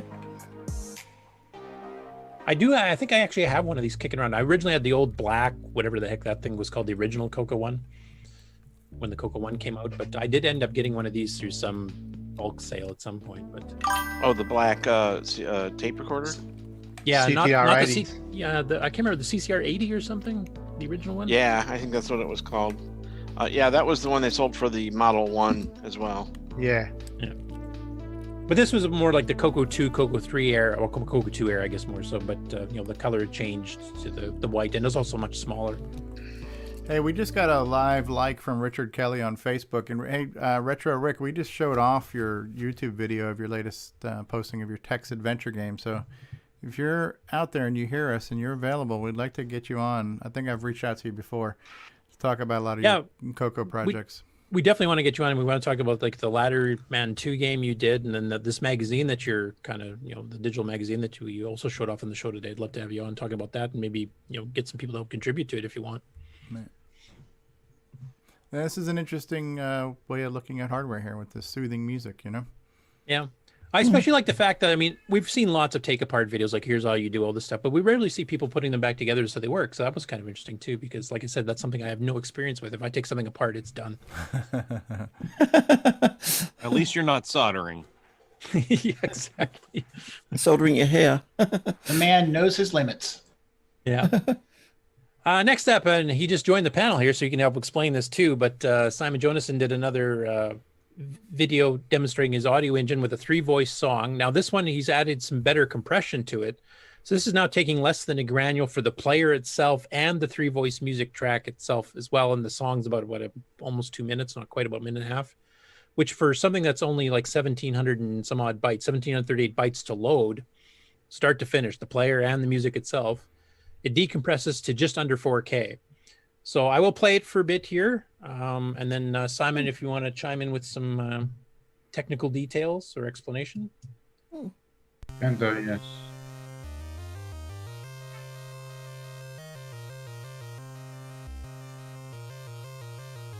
And this is based on a C64 track, I think you said? Yeah, it's Ocean Roader. I like how the instruments sound.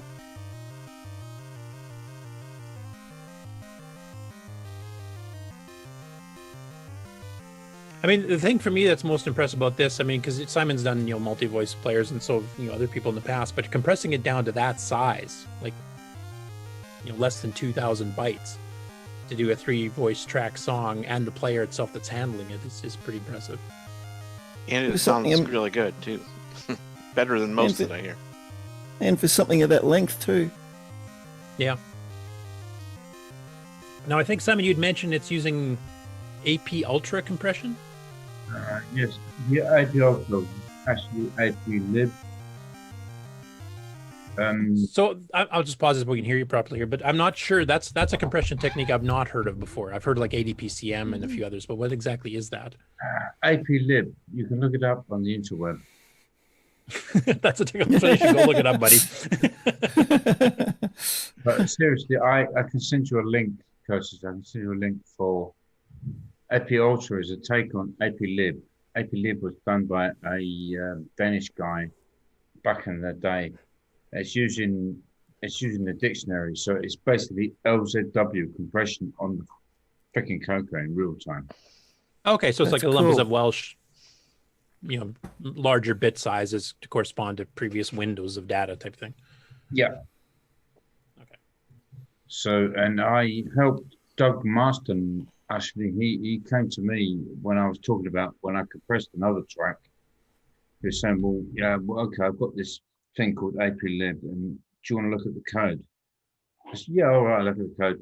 And we actually chopped off a few cycles from the 6809 decompressor. Now, is this the same Doug Maston that worked on Contras back in the day? Yeah. Okay.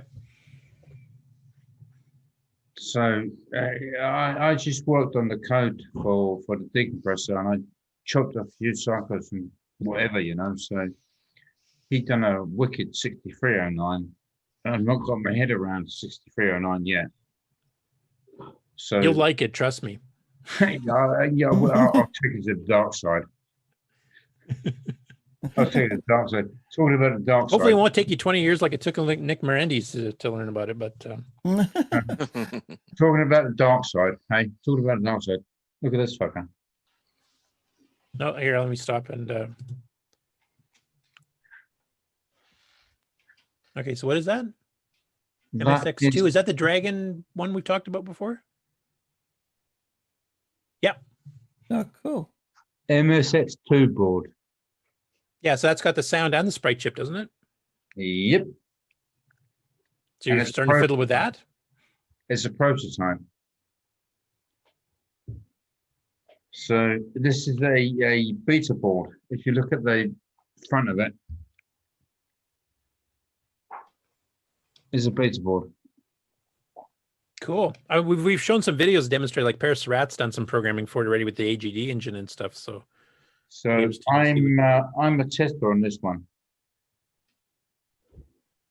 So I've got to wrap my head around the Yamaha V9958.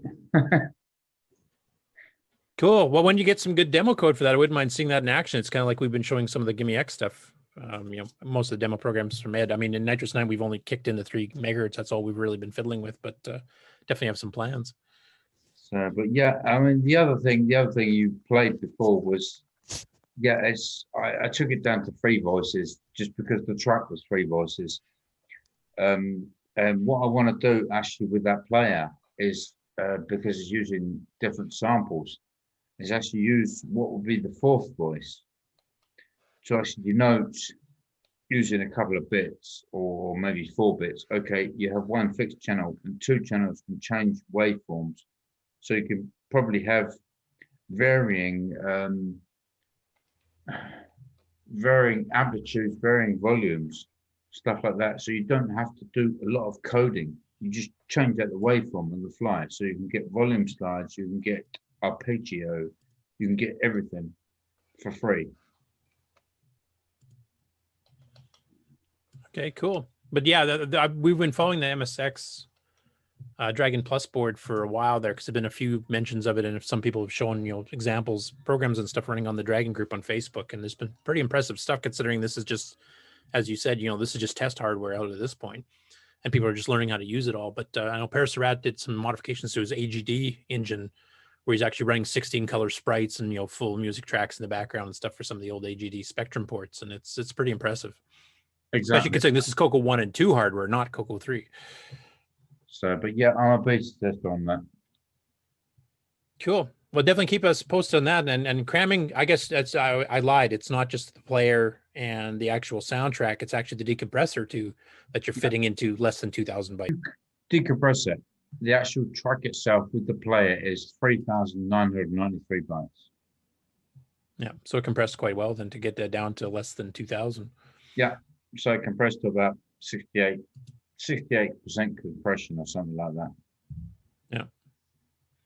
Cool. Well, definitely keep us posted on both, further modifications you make to the sound player, so that you can actually fit, really complicated tracks on a 128K machine easily, or even a CoCo 1 and 2.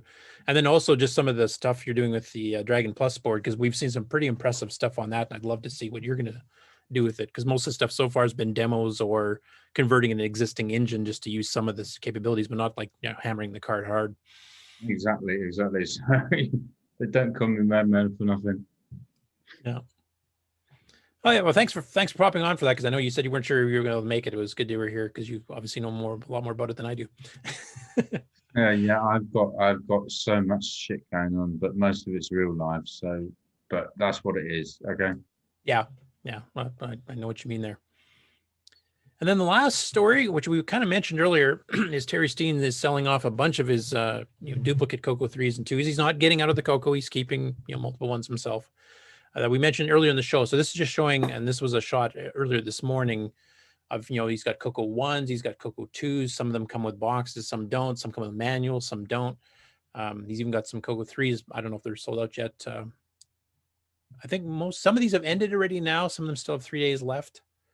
So, but they're very reasonably priced, especially considering eBay prices for CoCo 3s lately. I mean, they've just been astronomical. So these are affordable ones here. So if you've been trying to find one of these, Stevie, does he only accept eBay offers, or does he take private offers on the side if somebody wants to try to lock one honestly, in? I don't know. Okay. So, yeah, there's some decent hardware here and various types of CoCos and, various packages of certain things with them, but reasonably priced. And that's the big thing these days. That's getting harder and harder to find for the CoCo. Yeah, he is on Discord too, so you could send. I'm pretty sure he's on Facebook, but he's also on Discord, so you could reach out to him there if you wanted to inquire about any side deals. Okay, and that is it for the news. All right, fantabulous. Paul T. Barton has joined us. Hey, Paul, how you doing? You're muted.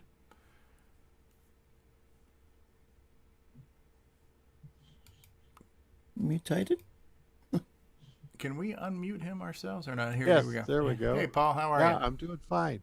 I spent the morning debugging this silly SBC. Single board computer, huh? Yeah, it finally puts out some data, but the flow of the software is screwy. So I got a new hairdo.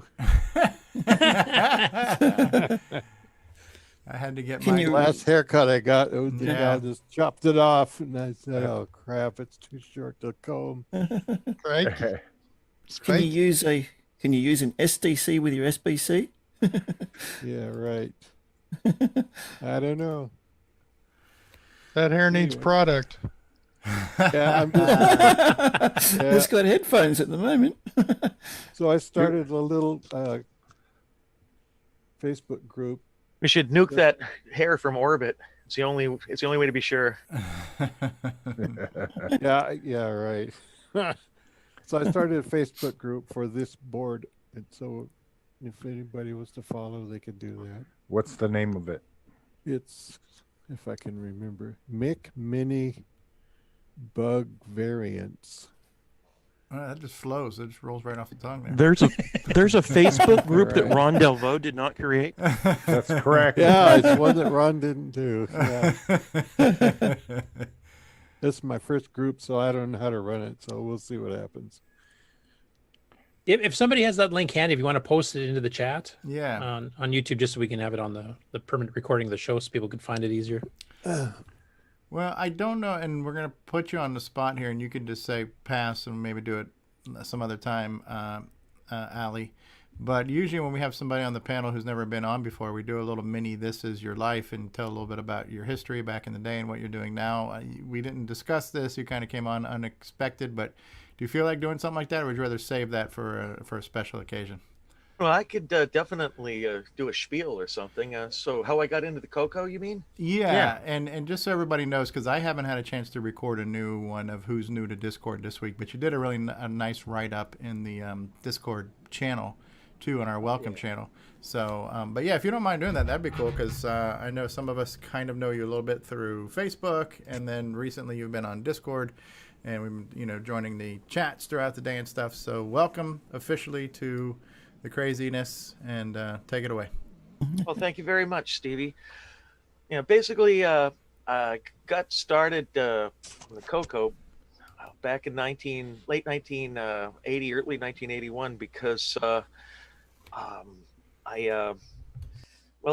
had a contact with a couple of computers at work, and I realized the computers were like really cool, and I didn't know anything about where to buy a computer or what was going on or anything. All I knew is Apple IIs are really expensive, HPs are really expensive, that kind of thing. And but I was into that Radio Shack catalog. It was like, it was basically like the monthly, one of those monthly highlights. Is I don't know if you guys used to read through the catalog or not, but and they had that color computer in there, and so I took my my company Christmas bonus and spent hundreds and hundreds of dollars, brought home that CoCo 2, and then spent the next year, maybe 2 years, spending most nights with the going ahead with extended color basic open on my lap, and programming that thing. And then around 1985, I got online with it finally, and found a few other CoCo users, and we formed the South Bay Color Computer Users Group. And we basically were the South Bay's color computer portal, and had a BBS that was running. Ran through a few name changes. Started as the Tandy Color Sig, and then it became the Tandy Heart of Gold, and then it became the Heart of Gold, and then we call it the Hog. And we had meetings at the Saratoga Library. Where's that at? That's in California, in the South Bay, near the mountains in the South Bay. And so it's Saratoga's kind of a nice little bedroom community down there. And so we basically head on down to Saratoga, and our meetings were really informal, like a little bit like CoCoTALK, If we just basically we'd show up, at least one person would bring a machine, and we'd demo the stuff we were working on. Everybody bring discs and that sort of thing, and then we'd play games, that sort of thing. I remember our youngest member, his mother came once and spent the entire thing, just make sure that we weren't going to sell her kid to like I don't know, Shanghai or something. And but it was like we were basically just a bunch of like, I was 20 something, and there was like some teenagers and that sort of thing, and one tween, and we basically were the South Bay's entire color computer presence. Wow. I crap you not. It's there was maybe a couple other members came and went, but we were like the core, and then that lasted several years, and then we all went off to college, and I went for a few years without a CoCo, and then somebody at work pulled one out of a pile at the junkyard, believe it or not, and brought it to work and said, "Hey, isn't this that thing you were talking about?" And that caused me to run on down to Radio Shack, and I actually found a pair of Black Beauties and a cassette cable, and I had found a bag of program packs and cassettes out that I somehow missed, that was out in the garage.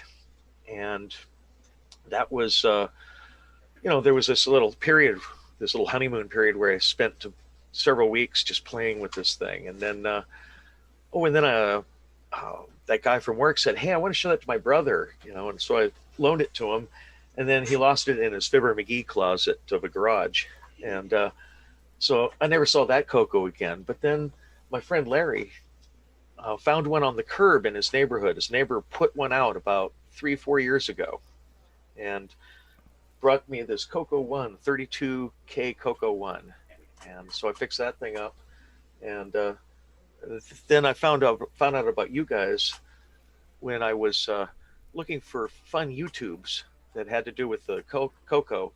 And some of this guy named Stevie Stroh just kept on coming up, game after game, video after video. And then CoCoTALK showed up, and I realized you guys had this thing going on every week. And then I watched the show, and I realized you guys were insane. Guilty as charged. Right. That's a common response. Took you that long to figure that out? Oh, yeah, you're right. I watched it a few more times, and like the Cthulhu horde that you are, you turned me insane.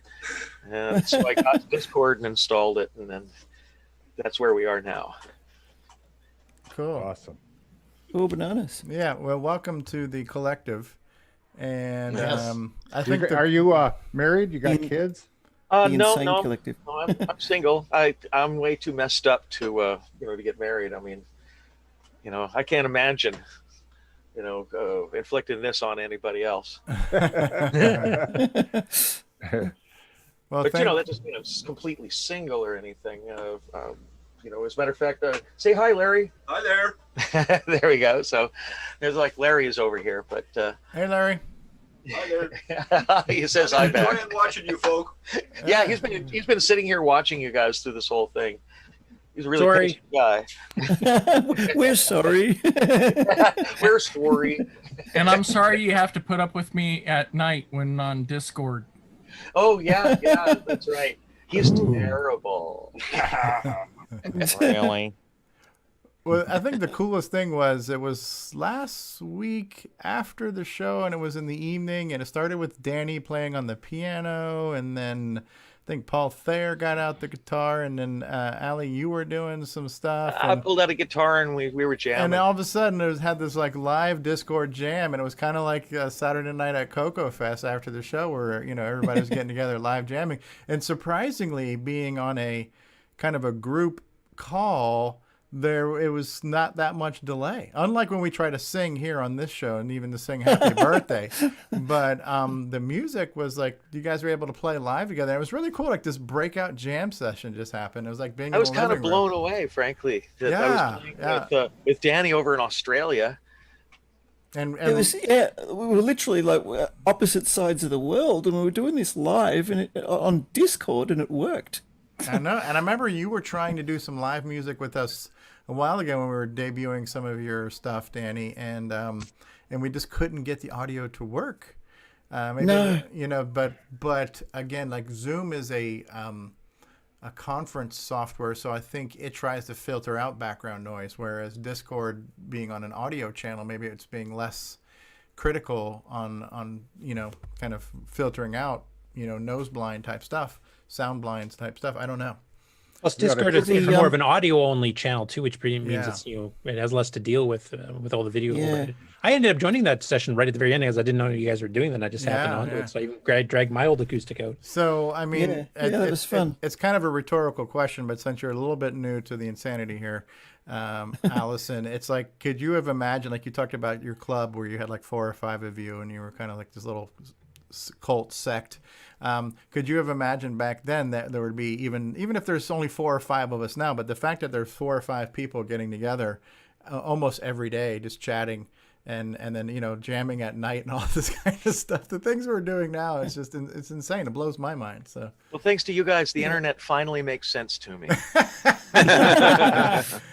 You are a troubled man, aren't you? Have you ever tried listening to some of the guys we had on the show in the past that you only knew about through their programs they made? I've only looked at a few of the classic episodes of the show. It's hard to keep up with a show that has 4 hours a week. Yeah, it's by design. Watch it every minute of this show every week. Usually long after it's aired. So, but especially the news, Curtis. I want everybody to know that the news is getting some loving because I like that news. I likes me the newsies. The fact that you're still awake, I think, pretty well proves that point. So yeah, exactly. We did start condensing them down to the best of, but all the files were blank. So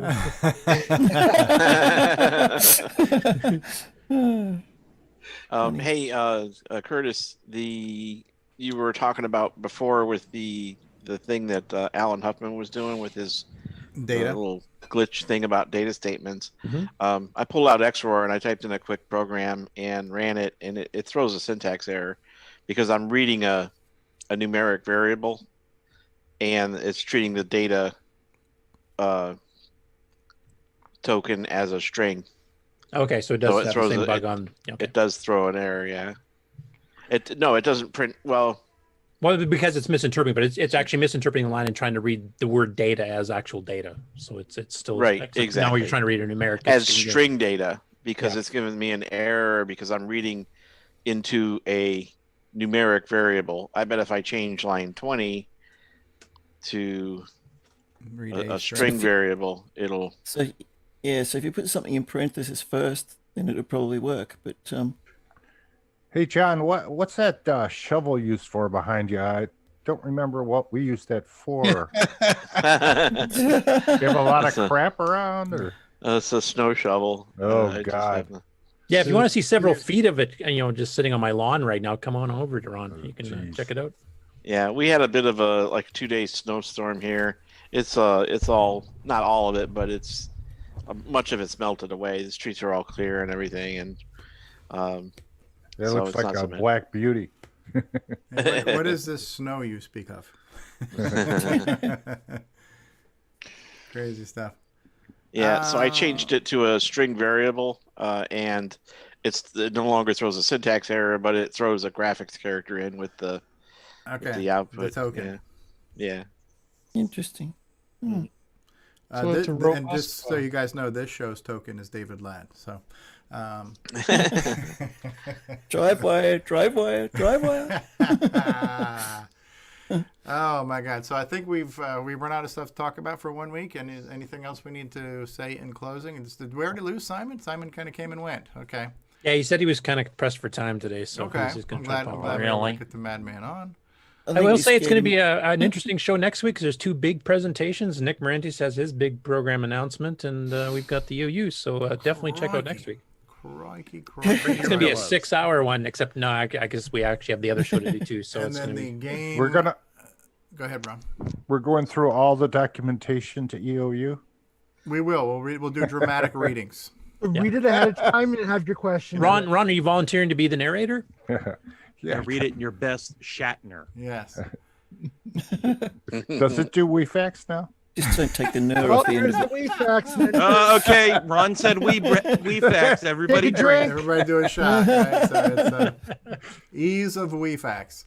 Excellent. Well, we're getting away with much less than 4 or 5 hours this week. We've only done a scant 3 hours. Leave the audience wanting to kill themselves less. So is what I say. So thanks for being here, Allison, our newest member to the panel. Thanks for being here. Thank you, Danny. And Mark Overholzer, and we lost Nick Marotta, but L. Curtis Boyle. Thank you for the news. I'm here. Nick I meant to say Nick Morentis. We lost Nick Morentis. Sorry. We ever lose Marotta. Nick We get too many Marotta. Nicks. Yeah, we Yeah, are. one of them nicked off. Oh, you got a camera too. There's the video. Oh, yeah. Live video. Hello. So I actually threw something on for the occasion. Oh wow. Yeah. Well, clothing is Oh, optional. nice to see you, Allison. Clothing is optional in this show here. So. Are you sure? What? Hold I'm still, just finding laddie. this out. You're opening a can of worms there, Stevie. Oh dear God. Yep. We could scare a few people off, I think, with that. So the game Worms, this really week. way to put it. The game this week is Color Car Action, right, Nick? Yes. And I What- just got a nice note from David thanking me for making that. He and Joshua will be having fun with that game this week. So I'm really glad to make people happy with the game choices. Yeah, And don't forget to get that the makes it worth it for me when other people are having fun with it. Yeah, and Allison, don't. is that laser discs back there? Our albums over your shoulder, Behind over you. your left shoulder. Are those albums, LPs, or Laserdisc? is Laserdisc. what Ron's asking you. Asking who? Allison. Allison. Oh, Allison. sorry. Yes, these are LPs. LPs. Yeah. Oh, okay. Yeah, I got a record player just above them. Okay. Curtis, you're going to say something about the game on? Yes, I was just going to mention for those of you that have Color Car Action back from the old days, don't forget to get the upgraded versions. They available are in Discord if pinned in you'd like. They are pinned in Discord because this game. I don't normally like to pin games in Discord, but if they're this one has the blessing of the author, and so if you look at the pin, check the pins, and you'll find the optimized versions. Or They definitely play smoother and better, so I just wanted to emphasize it. It actually makes the gameplay better. So or Curtis's site, which reminds us that Buzzard Bait is better than Lancer. Yeah. not in my version, man. So history has been made. We've got 2 women on the panel. Thank you for doubling that quota and all in one show there, Allison. Appreciate that. And the world will never be the same. L. Curtis Boyle, thank you for all you do each and every week. Thank you for your news and for Nitrous 9 and all that good stuff. Mark Overholzer, I'm not sure what we should be thanking you for, but I'm sure it's something. For wearing your goggles. Yes. Danny, thank you for being you and for your music and your spirit and all that you do. Round Delvaux, Mark Zuckerberg really appreciates all the ad revenue you generate with your plethora of Facebook groups. So keep his billions coming in. Patrick Hewlin, Rick Hewlin, thank you. And Paul T. Barton and John Laurey and Nick Marotta, and Jason Reichert and Mark Bosley, Brian Weasler, Alison DeNu, Brian the Music Man Schubing, Alan Murphy, Sloopy Malibu, David Ladd. We had with us earlier Nick Marentes was here. We had a few people come and go. Simon Jonassen. We're kind of straightened out once. Yes. We've got people. We've only been here for 3 years. David Lord is in the live chat, and Truth Seekers, AC's 8-Bit Zone. We started off the show. What did you guys think of the new electronic CoCoTALK theme by It was great. I loved it. I thought it was great. Really good. Beautiful. I missed it. We could play us out on that. So we'll do final thoughts, and then I think because now with the new OBS I can actually scrub through the video. So I'll start the intro, but I'll scrub through it and play it as an outro. Does anybody have any parting thoughts for the folks at home? Any words of wisdom? Anything? Anyone? Bueller? Yeah. Color car, action. I do. Never hand solder a resistor that looks like this. It looks like a stick of gum. Oh, okay. Oh, there's like 7 of them in that little shot there. It's that 0201. Exactly. Oh, that's 0201s, just to give everybody a sense of scale, are smaller than fly dung. Yes. Yes, very much. 10 of them on a grain of rice, pretty much. So and madness that way goes. Jason, you handle a lot of fly dung? I'm just trying to relate to the common person using a sense of scale. One does not simply handle fly dung. You experience fly dung. You melt it with a soldering iron. Yeah. What's that, Allison? Most people probably sit on it every single day. We're less than a month out from the Trash Talk. They're going to announce the prize or the contest winners. For the programming contest, and you've got an entry in there. Next podcast, yeah. Oh, do we get to vote for that? Can we vote for you? I think they decide amongst themselves. Oh, okay. The guys They had a better turnout this year. I think they said it was roughly split between CoCo and the Model 1 and 3 crowd, and there was like at least 3 or 4 entries of each. Yeah, Which last year they only had a couple entries total. They said in their current podcast, they mentioned it, and they said there were a couple of that the CoCo guys really came on in force when it came to the game contest, and that a couple of the basic programs they said in the podcast were very promising, and so it looks like one of us might have gotten it. Oh, excellent! Nice. At least according to the current broadcast, which came out I think on the 5th. Yeah. They do it live on YouTube too if you catch them at the right time, if you subscribe and hit the bell too, so you can actually interact with them in the chat room on the occasions they actually look at it. Cool.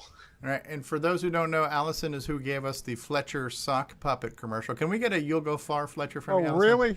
You'll go far, Fletcher. So Allison gave us the Fletcher sock puppet commercial, and we played a couple of your song parodies today. The "Pull Me Closer, Flying Lancer." Yeah, they're a little bit more. I don't know. They're not as high level as your Samuel Gimes stuff. But, what do you mean by high? Right, and our the subtlety, the nuance. It's just not how about we do this? Ken Reichert has reminded me of something, so hold on just a second. We're not done here yet. Had enough of 2020? Well, now you can get the Nightmare Highway. Nightmare Highway. CoCo Fest Edition digital copy for $1 off until the end of the year. Fuck off. Fuck off. But this edition never appeared at CoCo Fest. Buck off. Was it the original version free? Buck off. Haven't you been pushing this trash for over a year now? Buck off. Get it at kenscococorner.itch.io. Remember, you've still paid too much. I didn't know he could make that funnier. The original game was free. That's pretty good. If the original game was free and it's $1 off, shouldn't he be paying us $1 to take the game? Hey, Nick, fuck off. Do you think the sound and speech cartridge would say that? Well, buck off. It's like, Probably. I believe. I don't know. One of us should try that. Yeah. All right, I'm going to attempt to do this. I'm going to attempt to scrub through to get to the CoCoTALK new theme song to play out as our outro. So bear with me. Make sure here. you scrub behind your ears. Are we going to have an after dark sometime in the future? We might play some games tonight. Or games. Oh shit! This is not doing the right song. I gotta fix this shit. I think Allison's okay with that. I got a tab on your desktop there. Yes. Blue wings, baby, lava lady. Well, enjoy that while I get my shit together here. So I better pack a lunch, is what you're saying. Just remember, this is a professional show. Where? I really like that song. Oh. How many episodes is this? 189? Open minds encouraged. We still can't get it right. Yeah. Open minds encouraged. Sense of humor recommended. There we go. If any off-color comments were made, And strange enough, We're people still sorry. watch up to show it. See it. We're still sorry. Hi, this is Dale Lear, designer of TRS-80 Color Baseball, and you're listening to CoCoTALK. The world premiere, the latest CoCoTALK theme song, everybody. Oh, you got one. Coming at ya. We started off the show with it. Yep. NBC.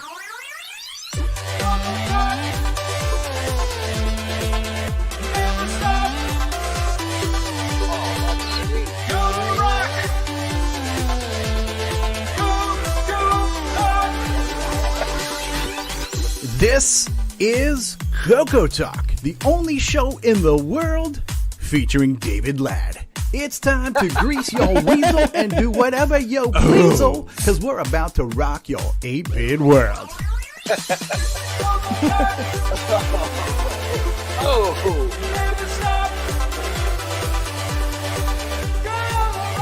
It broke my camera.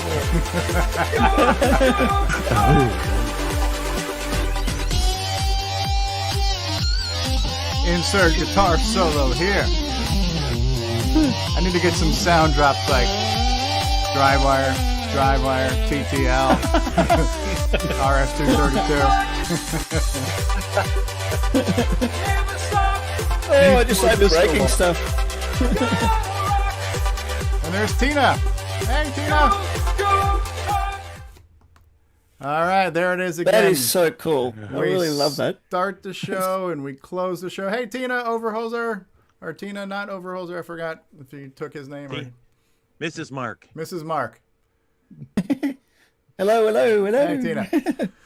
All right, guys. And thank you to our live audience, Canadian Retro Things, and Brian Joyce and 8-Bits in the Basement. And Ben Drakes was out here, David Ladd, David Lord, Truth Seekers, and Mark Overholzer, and Brian Joyce, Extractus Productions. James Jones has been out there. Salvador Garcia was out there. David Craker was out there. So many people. Tim Franklin, David Lord, Ken Reichard. Can he make it? I don't know. And so many people. Frodo and L was out there. Boat of Car was out there. Salvador, I think we mentioned Salvador. And all kinds of people. Thanks for being here today on the show each and every week. Quality entertainment for what you pay for it. You just can't complain. Say goodbye, everybody. I'm going to press the button. Say goodbye, everybody. Goodbye. Push the button, Frank. Goodbye, everybody. Buck off. Everybody. Back off. Buck off, you mother buckers. All right.